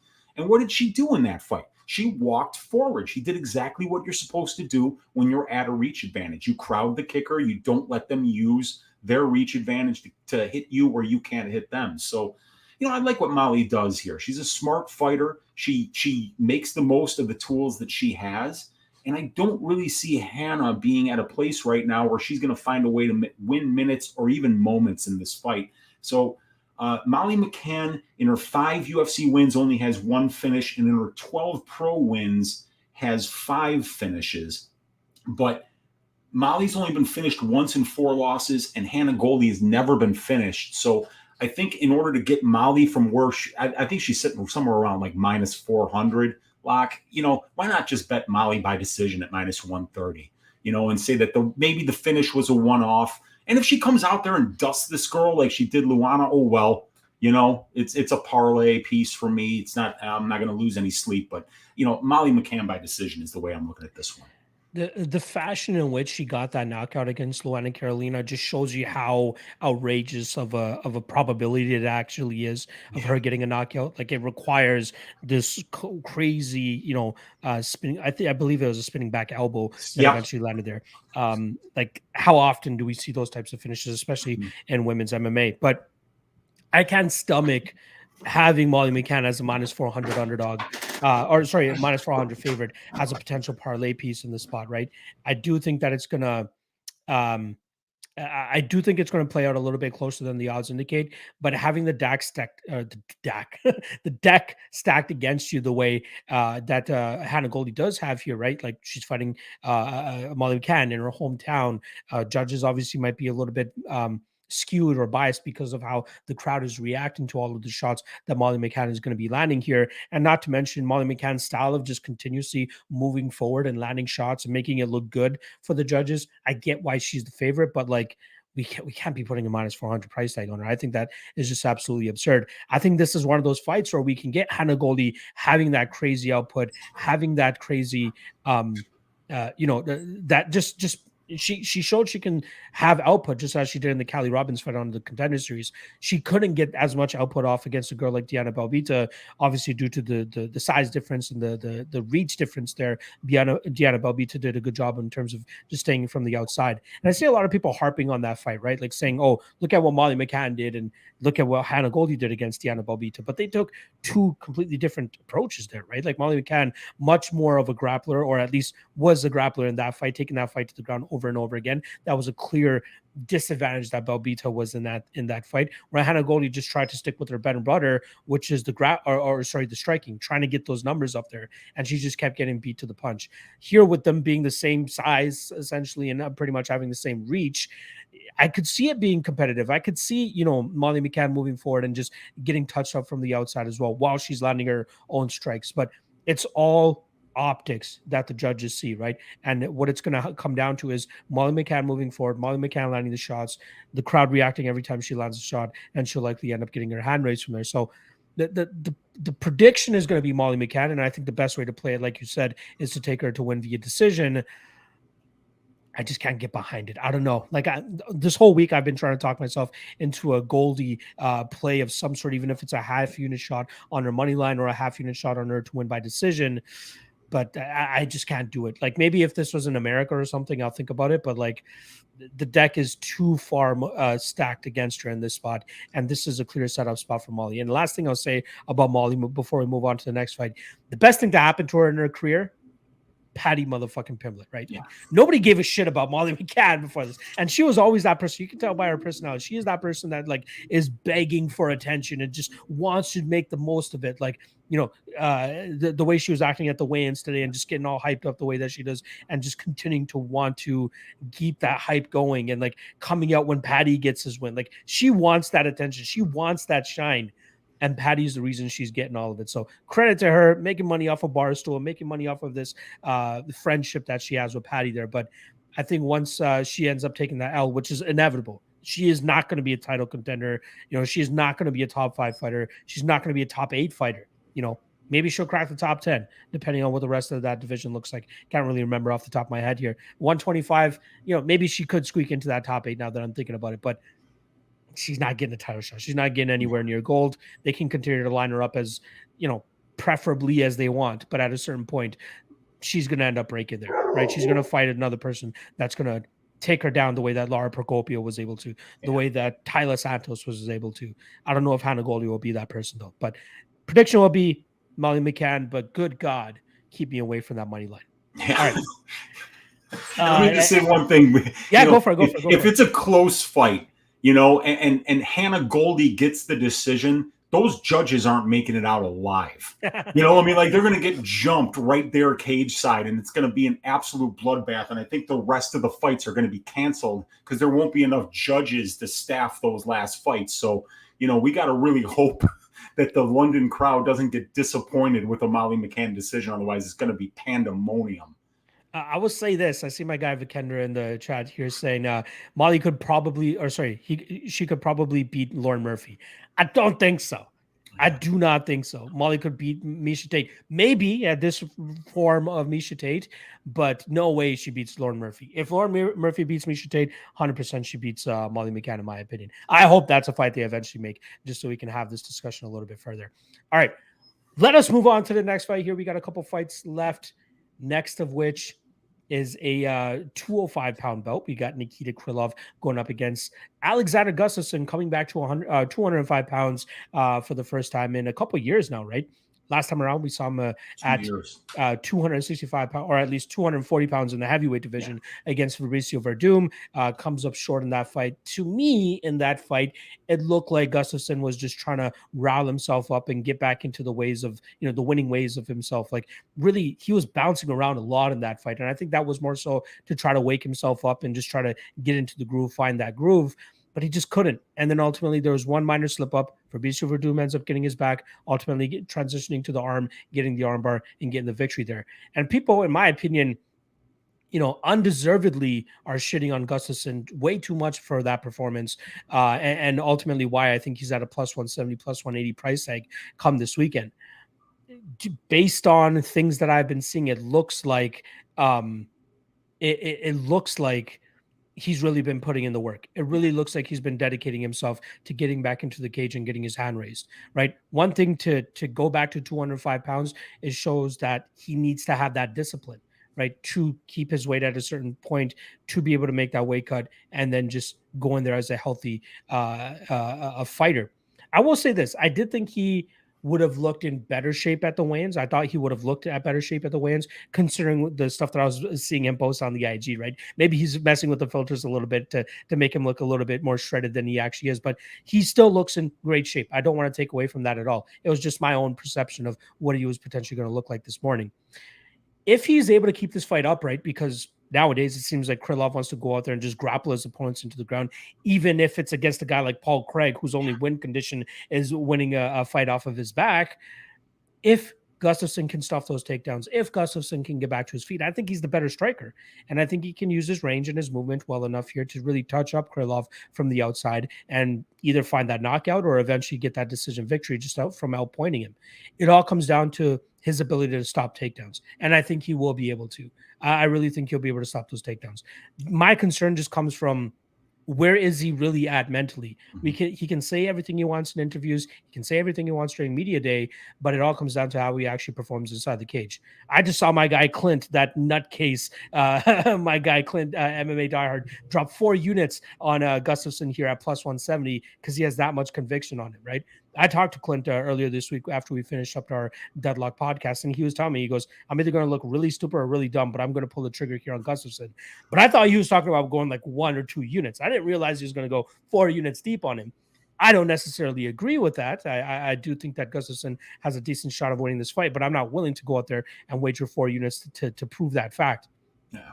I haven't ultimately pulled the trigger on Gustafsson. I need to see him inside the cage, and I think Nikita Krylov is the perfect barometer to see what kind of Gustafsson we're going to be getting, especially back at 205 pounds. So if he passes this test with flying colors, I will bet him accordingly moving forward. If he loses this fight, we probably don't see him inside the cage again to begin with, considering he's already coming back from retirement. So I'll take Gustafsson as a prediction. I think he outpoints his way to a victory here, but this is a show me spot for both guys, even, right? Even for Krylov, right? Can Krylov use his style effectively against a guy like Gustafsson? We'll be able to see that too. But prediction is going to be Gustafsson. No bet for me, though. What are you thinking here, Uncle Weezy? Yeah, it's a tough one to break down, man. You know what? I do have money on this fight. I bet 1.7 units at minus 170 for the fight doesn't go to decision. And I'll give you some numbers from my prop template for that because it's compelling. You know, these guys have 61 combined pro fights, and 52 of them have finished inside the distance. That's 85, and it's 85.2%. And at the UFC level, it's 24 of their 32 fights that have finished inside the distance. That's 75%. But at the fight doesn't go to decision at minus 170, that's a 63% implied probability. So we're getting a nice edge there with how these guys are finishing.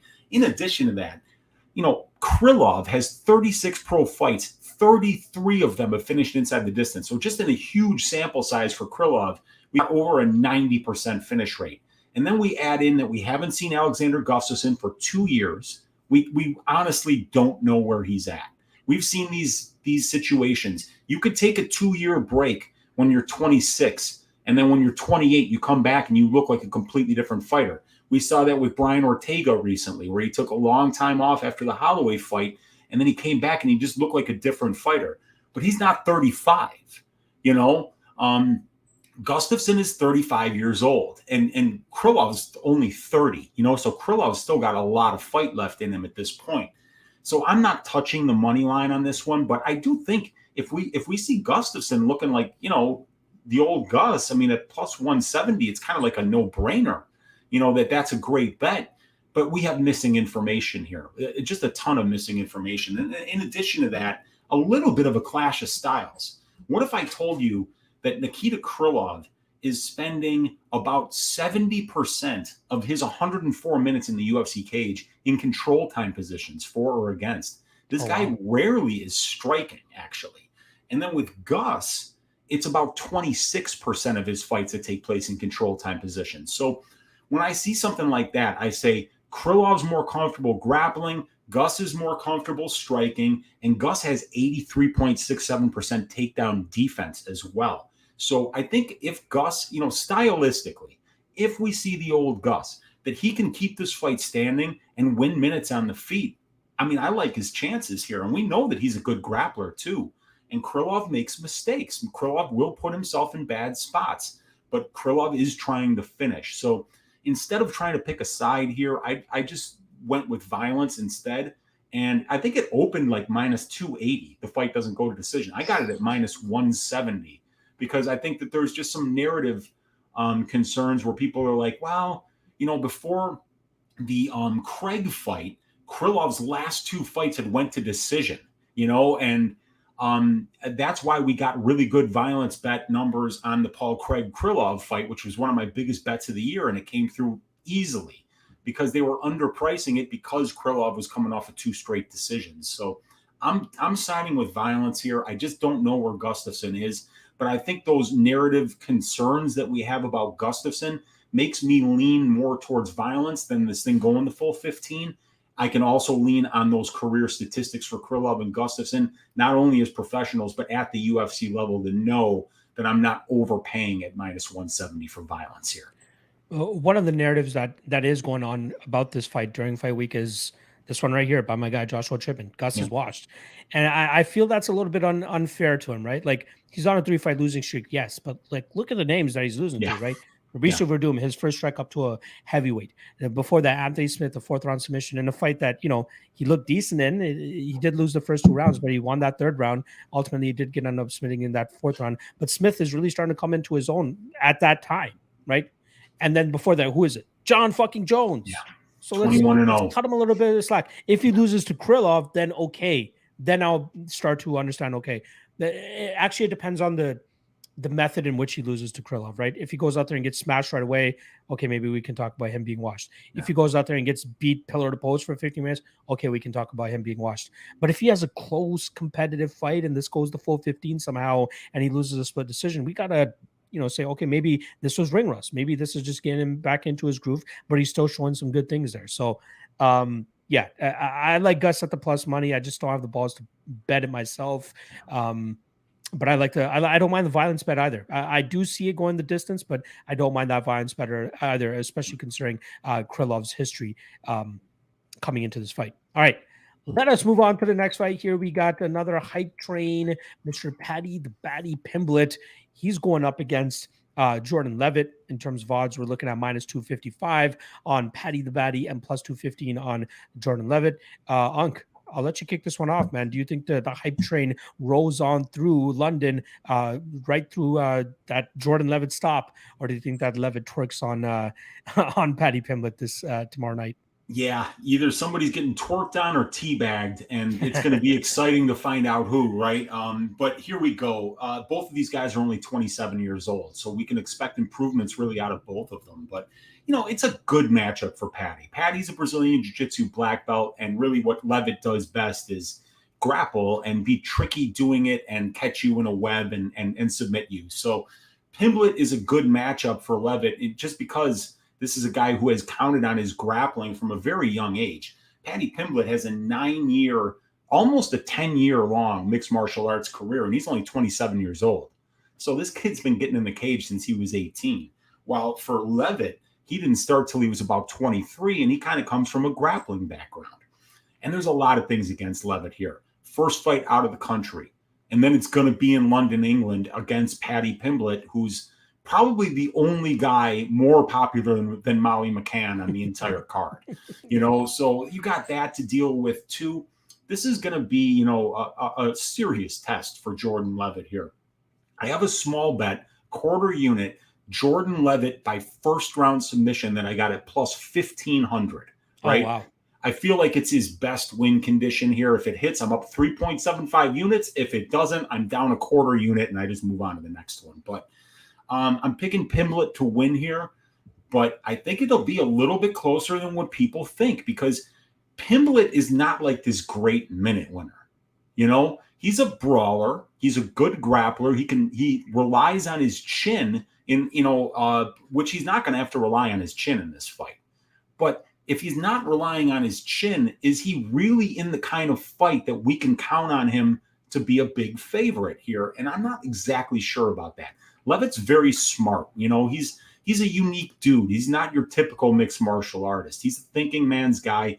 You know, he's more of a chess player out there than he is like, I'm going to put my balls in a wheelbarrow and try to take your head off. You know, Leavitt's thinking his way through how he wants to win fights. And I kind of feel like his conditioning isn't great. His striking isn't great, but he can win some minutes and he can certainly win moments in the grappling. So I think he's going to try to sell out for the grappling, try to get it there. If he doesn't have success, I think Patty's just going to work him as the fight goes on. You know, I'm picking Paddy Pimblett to win this. I think he probably gets it done inside the distance. This is probably too much too soon for Jordan Leavitt with just the narrative things that are attached to this fight. But picking Pimblett. I've also got Pimblett in that totally square 4-leg parlay. It's Mason Jones money line, Diakiese money line, Pimblett money line, and then it's going to be the under 4.5 in the main event. I got it at like plus 250. I threw a unit on it, super square, but you know, I think it cashes. And yeah, I mean, I'd be interested to hear if you think that Leavitt's got a chance to win this or how he would do it. But I took the shot on the first round submission, and you know I do think that Pimblett wins this fight, but I think that that's his best win condition at a plus 1,500. I don't hate it. I don't hate it either, right? I am obviously on the Pimblett side here. I don't have no bet on this fight yet, at least, but I do agree with you that Pimblett will likely win this fight. But at plus 1,500 for Jordan's possibly, you know, best win condition, plus 1,500 is crazy. But yeah, I do think that this is going to be one of those spots that Pimblett doesn't really have any issues, right? For Leavitt to win this fight, he needs to get the grappling going. Like his striking is such weird volume that it's just like there's no spice on it, there's no crisp sting on it or anything like that. He's just throwing it out there just to throw it, just to remain active. But like it's one of those spots where I feel like Patty will happily counter those shots with his big bombs and his big shots. And I think one of those could eventually find that chin of Jordan Leavitt and put him down here. Now I know Leavitt hasn't been KO'd in his career, but like I think this is one of those spots where Patty's just going to bite down on the mouthpiece and say, fuck it. Like as soon as I land on your chin, you're more than likely going to be going down. The line is, you know, skeptical to some people. I think it's accurate. Like I don't see what threat Jordan Leavitt really brings. I'm surprised Jordan Leavitt even has a couple wins inside the UFC to this point, but like there's reason that Paddy Pimblett is going to be standing across Jordan Leavitt in the cage come Saturday. There is a reason, and we know why, and the odds are indicative of that. I'm expecting Paddy to just go in there and run through this guy, honestly. Leavitt has that weird, you know, rubbery durability about him, but I do think that ultimately one of those big shots are going to land from Paddy. He's going to put him out. It's going to send the crowd into a ruckus once again, just like it did last time around against Kazula Vargas. But like, if I will say this, if Leavitt does finagle his way to get some sort of top position, things could get a little bit sticky. Things could absolutely get sticky. This could be one of those spots where Leavitt could control him in certain spots, but like his striking is nothing. His takedowns are god awful. Like I don't know how he is a UFC fighter, but he's keeping his spot by getting wins. So yeah, this is a perfect setup spot for Paddy. He should go out there and win this. I don't hate on anybody parlaying Paddy either at this number. It's clear as day, in my opinion. All right, let us move on to the co-main event in this spot, and I'm very much looking forward to hearing your thoughts on this matchup. There's a lot of dissension amongst the masses regarding this fight. We got Jack Hermansson coming in at, I'm seeing minus 115 now, minus 105 the return on Chris Curtis. Again, this is one of those fights that, in terms of the odds, it's just been inching back and forth. It's just like playing tug of war, essentially, with who's going to be the favorite come fight time. Because I've seen, you know, minus 105 Jack Hermansson. I've seen minus 120 Jack Hermansson. I've seen minus 115 Jack Hermansson. And the complete opposite as well for Chris Curtis as well. Pretty straightforward fight to break down, right? This is a high level fight for Chris Curtis to take at middleweight. He is continuing that run at middleweight since he's been taking these short notice spots, and it's worked out for him to this point, right? He's sprung the victory as a big underdog in his first 2 UFC fights. Comes out as a, I believe it was a pick'em against Rodolfo Vieira, gets the win there as well. But at a certain point, this Cinderella story up a weight class for Chris Curtis is going to come to an end, and I think it's going to be this fight here against Jack Hermansson. I spoke about the Cinderella story of Paul Craig earlier on the card. I think Chris Curtis is finding himself in one of those stories as well. The best Cinderella story in this case, in which is like a guy going up a weight class and then just staying at that weight class and having vast amount of success, that's Gilbert Burns. Remember when Gilbert Burns took that short notice fight against Alexei Kunchenko, got that win, gave Kunchenko his first ever professional loss, and then Gilbert Burns goes on to win a couple more fights and eventually gets a title shots, comes up short in that title shot, but still manages to cement himself as one of the top 170 pounders. I think that's what Chris Curtis is shooting for here, but I think he's biting off more than he can chew, especially against a big guy like Jack Hermansson. Now, the size difference isn't as immense as I expected it to be once these guys faced off with each other earlier today. But I still do think that Jack Hermansson will be the stronger of the two. And I think with his technical wrestling abilities, he should be able to drag this fight to the ground. Even if this fight does take place on the feet, I don't think he's completely lost there either. I think his striking is good enough to remain somewhat competitive against Curtis. I will say, obviously, Curtis does have the advantage in the striking. He's a better combination a striker. Obviously, his body work is something to behold. But, this isn't Sean Strickland, who's the same size as Jack Hermansson, keeping him at bay with his jab. This isn't Marvin Vettori, same size as Jack Hermansson, being more active than him. This is a guy trying to fight a bigger man and try to, implement his striking. A lot of that striking success for Chris Curtis needs to come from inside the pocket. I don't think it will be there for him for the majority of the time, right? I think we'll see Jack Hermansson be able to keep this at range if he needs to. And then when he wants to close the distance to get this fight to the match, engage in the clinch, drag this fight to the mat, and then have your success from there.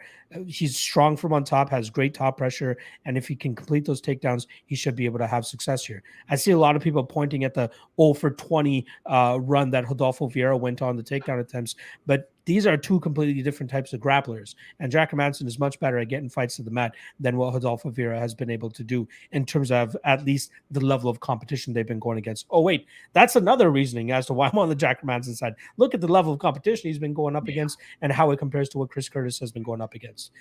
There's a reason Chris Curtis was a regional afterthought for a long time, because he's a solid fighter, but he's just, when he starts to fight the upper echelon of whatever division he's at, he starts to fall short.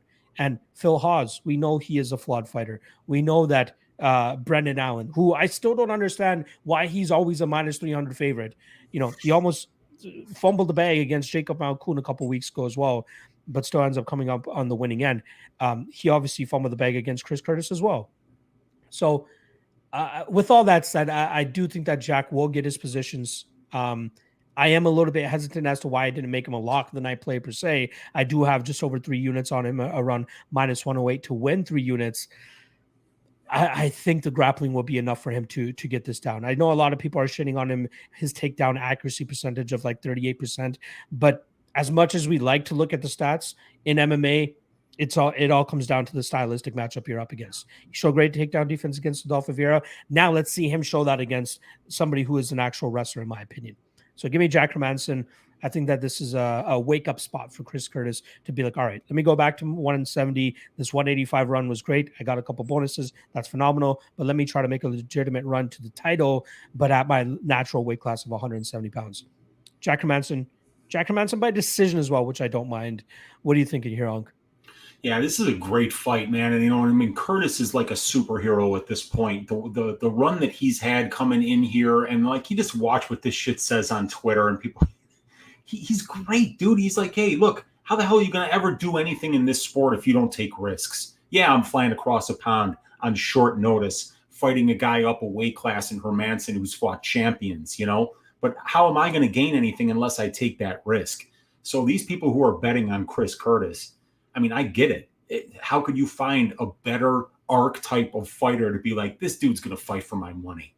This is the kind of guy that they could have called him up this morning and be like, hey, man, can you make it to London 18 hours from now to fight Hermansson? And he would have already hung up the phone before they finished his sentence to go get a plane ticket to London. So this is what's going to be really interesting about this fight. Does Chris Curtis, can he put those balls in the wheelbarrow? You know what I'm saying? And just say, I'm going in there. I'm going to ruin everybody in London's day. I'm going to do it again, man. I'm going to come in here and beat somebody with more experience, with more UFC fights than me, up a weight class. But when you look at the numbers, right, Curtis is getting out-volumed by his opponents while he outlands them. But Jack Hermansson's also outlanding his opponents, and even at a better differential than Curtis is. Curtis throws less volume than his opponents. Hermansson's throwing more. And then we just want to talk about the wrestling, because the big number that jumps out on the page to me is Chris Curtis has had 26 takedown attempts shot against him in the UFC, and he has not given up one. He has 100% takedown defense on 26 takedown attempts. But Jack Hermansson is not a freestyle wrestler. He's a Greco-Roman wrestler. And Greco-Roman is when you're using your upper body to get takedowns. You're using trips, throws, things like that.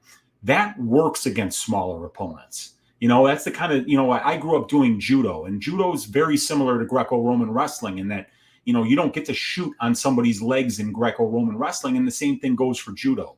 You're never going to see a judo match where a guy goes in there for a single leg. He'd be kicked off the mat. It's against the rules, So Hermansson's wrestling style is the kind of style that could give Chris Curtis problems here. And there's some narrative things, right?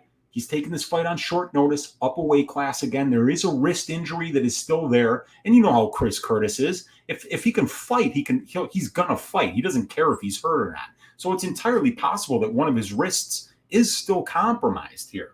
But I'm not betting against Chris Curtis. I'm not doing that, because that would be one of those look in the mirror moments, being like, man, I just bet against a superhero. And that's the way I feel about this guy right now. So I don't have any bets on this fight. This is the one fight where I just couldn't find anything that stuck out.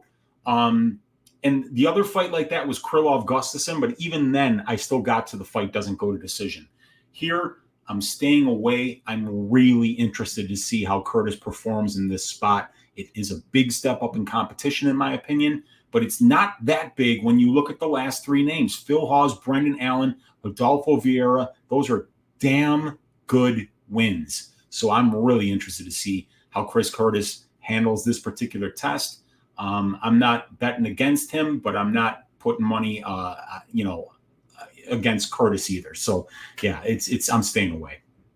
I think Manpreet of 6 to 8 months ago probably wouldn't have gone just over 3 units deep on Jack Hermansson in this spot, especially considering the odds that he's already at. But I feel like my straight picks have been pretty on point over the last 6 to 8 months, and I need to have more confidence in that in terms of putting more units on it, especially in closer line matchups here. I feel pretty good about this spot, and I have that amount of confidence. Again, not to the lock of the night extent like I have with Volkan Oezdemir, but still enough that I feel like I need to get as much juice out of this squeeze as possible. So hopefully I'm on the right side. I know Sharp's on both sides of this fight. I'm hoping I'm the one that's on the right side of this fight, and we end up cashing this weekend. All right. That sets us up for the main event here. Once again, shout out to the 130 live viewers hanging with us on this Friday afternoon / evening. Make sure you guys hit that like and subscribe. Drop a follow for my guy Uncle Weezy as well on his Twitter page. You guys can just click the link in the description below, so you go right to his Twitter page. You didn't even have to type anything. Just click and then click again, and then you just follow the man, and you'll get enough insightful information for him there. But also make sure you guys subscribe to his YouTube account as well, which is, I believe, just simply put, Uncle Weezy. That's so make sure you guys go check that out as well. All right, let us get to the main event, and it is a banger of a heavyweight fight. We got Tom Aspinall taking on the biggest challenge to date, and that comes in the form of Curtis Razor Blaydes. Right now, we're looking at minus 140 on Tom Aspinall. That is a far cry from the plus 110 in which he opened up at least on DraftKings. Let me see what he opened up. Yeah, on Bet Online, he opened up at plus 100, but steady money coming in on Tom Aspinall since that opened up. Plus 120 the return here on Curtis Razor Blaydes. It's interesting the steps up in competition that Tom Aspinall has been taking over his last several fights, right? He comes into the UFC against Jake Collier, starches him there. Shout out to my guy Jake Collier. And then obviously takes a little bit of a step back against Alan Baudo, then takes a giant step forward against Andrei Arlovsky, takes a sideways step against Sergey Spivak, then leaps forward to Alexander Volkov, and now here he is against Curtis Blaydes, who is arguably number 2, number 3 guy in the world. If he gets the win here, he cements himself as a top 3 guy as well. I'll let you kick this one off first, though, my friend. What are you thinking in this heavyweight matchup? What are you betting, and ultimately, who do you think ends up getting their hand raised? So I've been one of these guys that over the last 2 fights has been betting against Tom Aspinall. I had him. I had Spivak, and I just played Spivak very small because Spivak took that fight on short notice, and then Volkov as well because I felt like Volkov, would be an interesting striking test for him, and I thought that Volkov had kind of cleaned up his takedown defense since the Blaydes fight, right? And I was dead wrong on both of those, and it hurt, because Tom looked fantastic in both fights. But the reason that I was on Volkov, the reason that I was on Spivak is you need to go back and you need to watch the Tom Aspinall fight against Stuart He-Man Austin. Austin is a 185-pounder. He took this fight.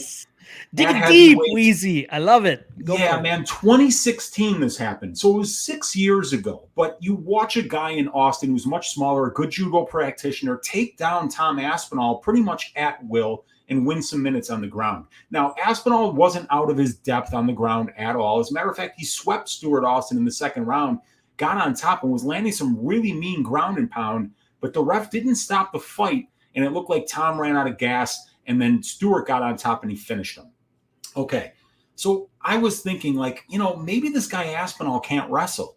And if he can't wrestle, can he win minutes at this level? Because we know he can win moments. He's got 12 wins, and they're all inside the distance. So he can sub you. He can knock you out. He's a master of winning moments. What we haven't seen is this guy go into a third round yet, right? And we haven't seen him face somebody at the UFC level besides Spivak, who is going to wrestle him. And even Spivak took that fight on less than a week's notice, had to fly from Moldova to Vegas to get that fight. And, he showed up the day before the weigh-ins and, he got his ass kicked. Pretty much what you would expect for a short notice opponent against Tom Aspinall. So this is another one. It's minute winning against moment winning. And the minute winner is Blaydes and the moment winner is Aspinall. And we have seen Tom Aspinall get taken down and controlled before. The question is that we saw that 6 years ago. Does it mean anything today? And it probably does. It probably does just because Curtis Blaydes is such a talented wrestler. And, we can look at the numbers here. 15 fights for Blaydes at the UFC level, and he's attempted 115 takedown attempts. He's gotten 62 of them. All right? He's getting them at a 54% clip, 6.06 takedowns per 15 minutes, and he's getting controlled less than 2% of those 153 minutes that he's been in the cage. That means less than 3 minutes of control time in 153 that he's allowed. So he should be able to win minutes in the grappling here. He's going to be the better wrestler. While Aspinall is definitely the better submission grappler, though, we have to remind ourselves that while Curtis Blaydes does have 62 takedowns on 115 attempts, and he's gotten over 52% control time, which means that he's probably spent about 77, 78 minutes in control time positions, and he's never even attempted a submission, right? So we know what Blaydes is, and we know what Aspinall is. The best bet of the week, fight doesn't go to decision, right? And let me give you the 5-round analytics that I spent like a month combing through and just accumulating all this shit. And I did all the 3-round fights. I did all the 5-round fights. I separated them by division because these are numbers that a lot of people don't have access to unless they go out there and they do the work. And if you want access to these numbers, check out me and Brady's show on the MMA Engine called Probability. Nobody's doing anything like Probability right now, and it's going to give you a data-driven look into how to find value in these over-under and fight goes and fight doesn't go lines.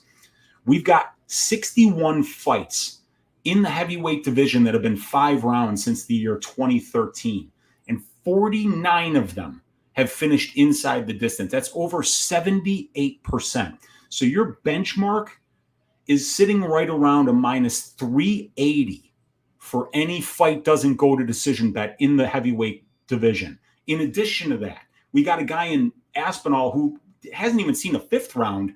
Don't mind that. He's never even seen a third round, right?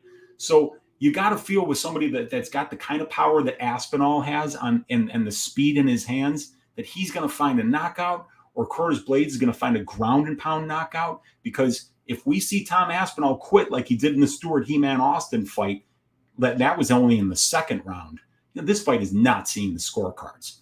My pick is going to be Tom Aspinall, because one thing that I'm trying to do is pick moment winners at the heavyweight class, because it's really hard to win minutes, especially for 25 minutes when your opponent is as dangerous as Tom Aspinall. And I think that Aspinall will be getting the better of the stand-up exchanges here. He's younger, he's taller, and he's just got more power in his hands. So I'm gonna side with the moment winning here of Aspinall, but the bet is fight doesn't go to decision. I have it parlayed with the fight doesn't go to decision for Oezdemir Craig.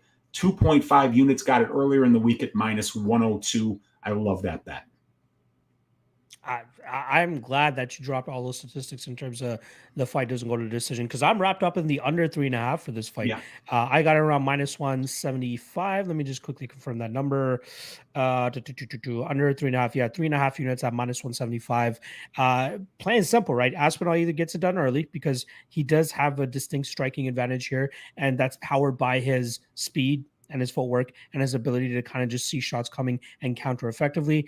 And then for Blaydes, obviously, if he's able to get this fight to the ground, I still believe the jury is out on Aspinall's cardio, but I do think that it will be tested here if Blaydes can get those takedowns going. And if it does come to fruition, if my suspicion and hunch is true, a lot of that coming from the fight that you had talked about with the Stewart Austin fight, I do think that Blaydes could get him out of there within, before that fourth round even starts. We get an extra half round with that 3.5, but still, I'd be surprised if we see a round 4 in this fight.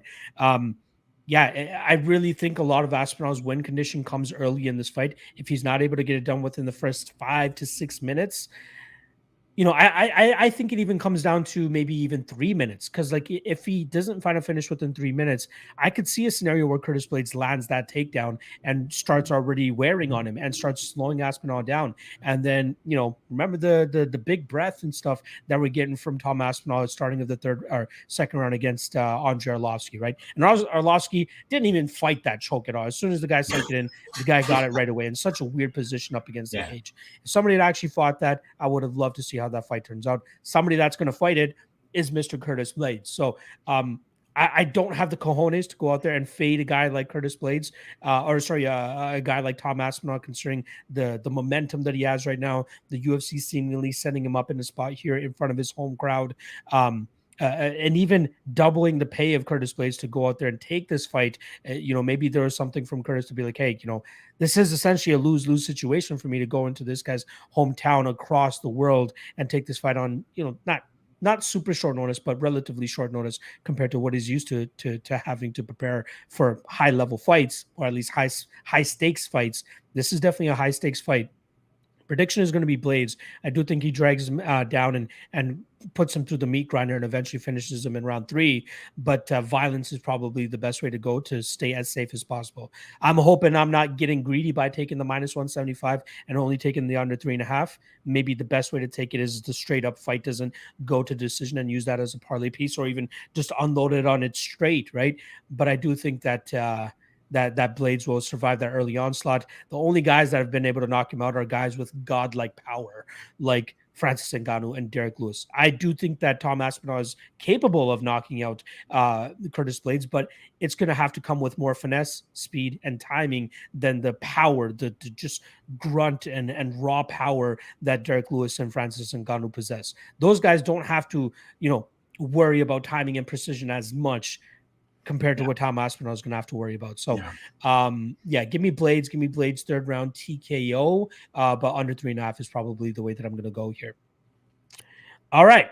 That wraps up the full breakdown here, but there is one last thing we like to do on the Ultimate Wage Show, and that is get the lock of the night play / most confident bet. As I know some people hate we're using the word lock. Get over it, folks. It's just a goddamn word. I'm going with Volkan Oezdemir minus 155. I got 5 units on that. After that, my other biggest play would be 3.5 units on the under 3.5 in the main event. Really, really like those spots, which is why I brought out the bag for those to try to take advantage of those lines. Weezy, what's your favorite bet? It doesn't have to be a straight pick. You can choose your parlay if you'd like. What are you going to go with? Yeah, so it's definitely fight doesn't go to decision or the under 3.5 in that main event. It is just such a great spot. All the analytics love it. The stylistic matchup of these two heavyweights, in addition to that, love it.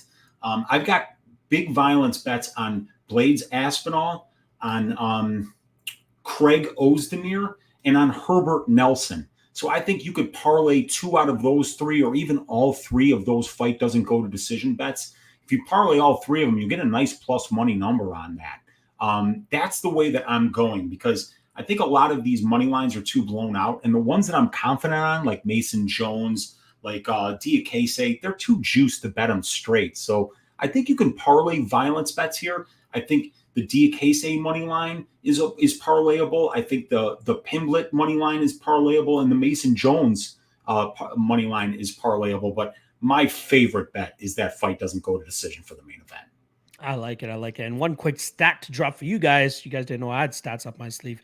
5 favorites that are over minus 200 on this card. Or sorry, 10 favorites that are over minus 200 on this card. The last time we had double digits favorites on a card was UFC Austin, which was that Calvin Kattar versus Josh Emmett card.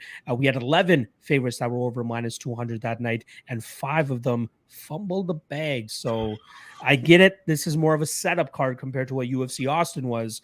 But don't get caught with your hands in the pot here or in the cookie jar trying to parlay every single one of those favorites, because one of them is bound to mess up your night. Hopefully it's not. Well, Volkan Oezdemir is actually minus 155, so I'm not worried about that curse there. But yeah. All right, Uncle, I'll give you one last chance to drop anything you want to plug here on the back end, and then I'll wrap this thing up.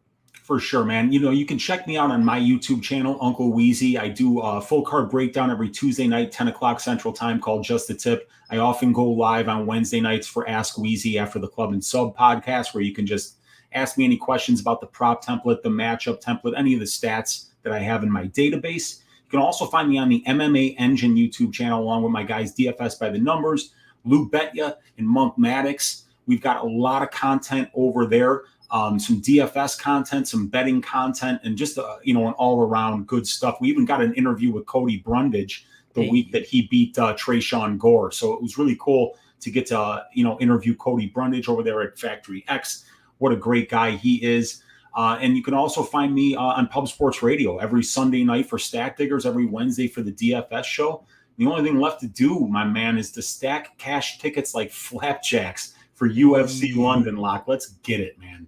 I love it. Make sure you guys go follow my guy Uncle, and make sure you guys follow him on everything that he just plugged right now, because Stat Diggers is probably one of the biggest things in our community at this time. So if you're watching this show, you're probably already watching that show. But if you don't know about it, make sure you guys go check it out. If you want your early fix on the fights, they got you covered.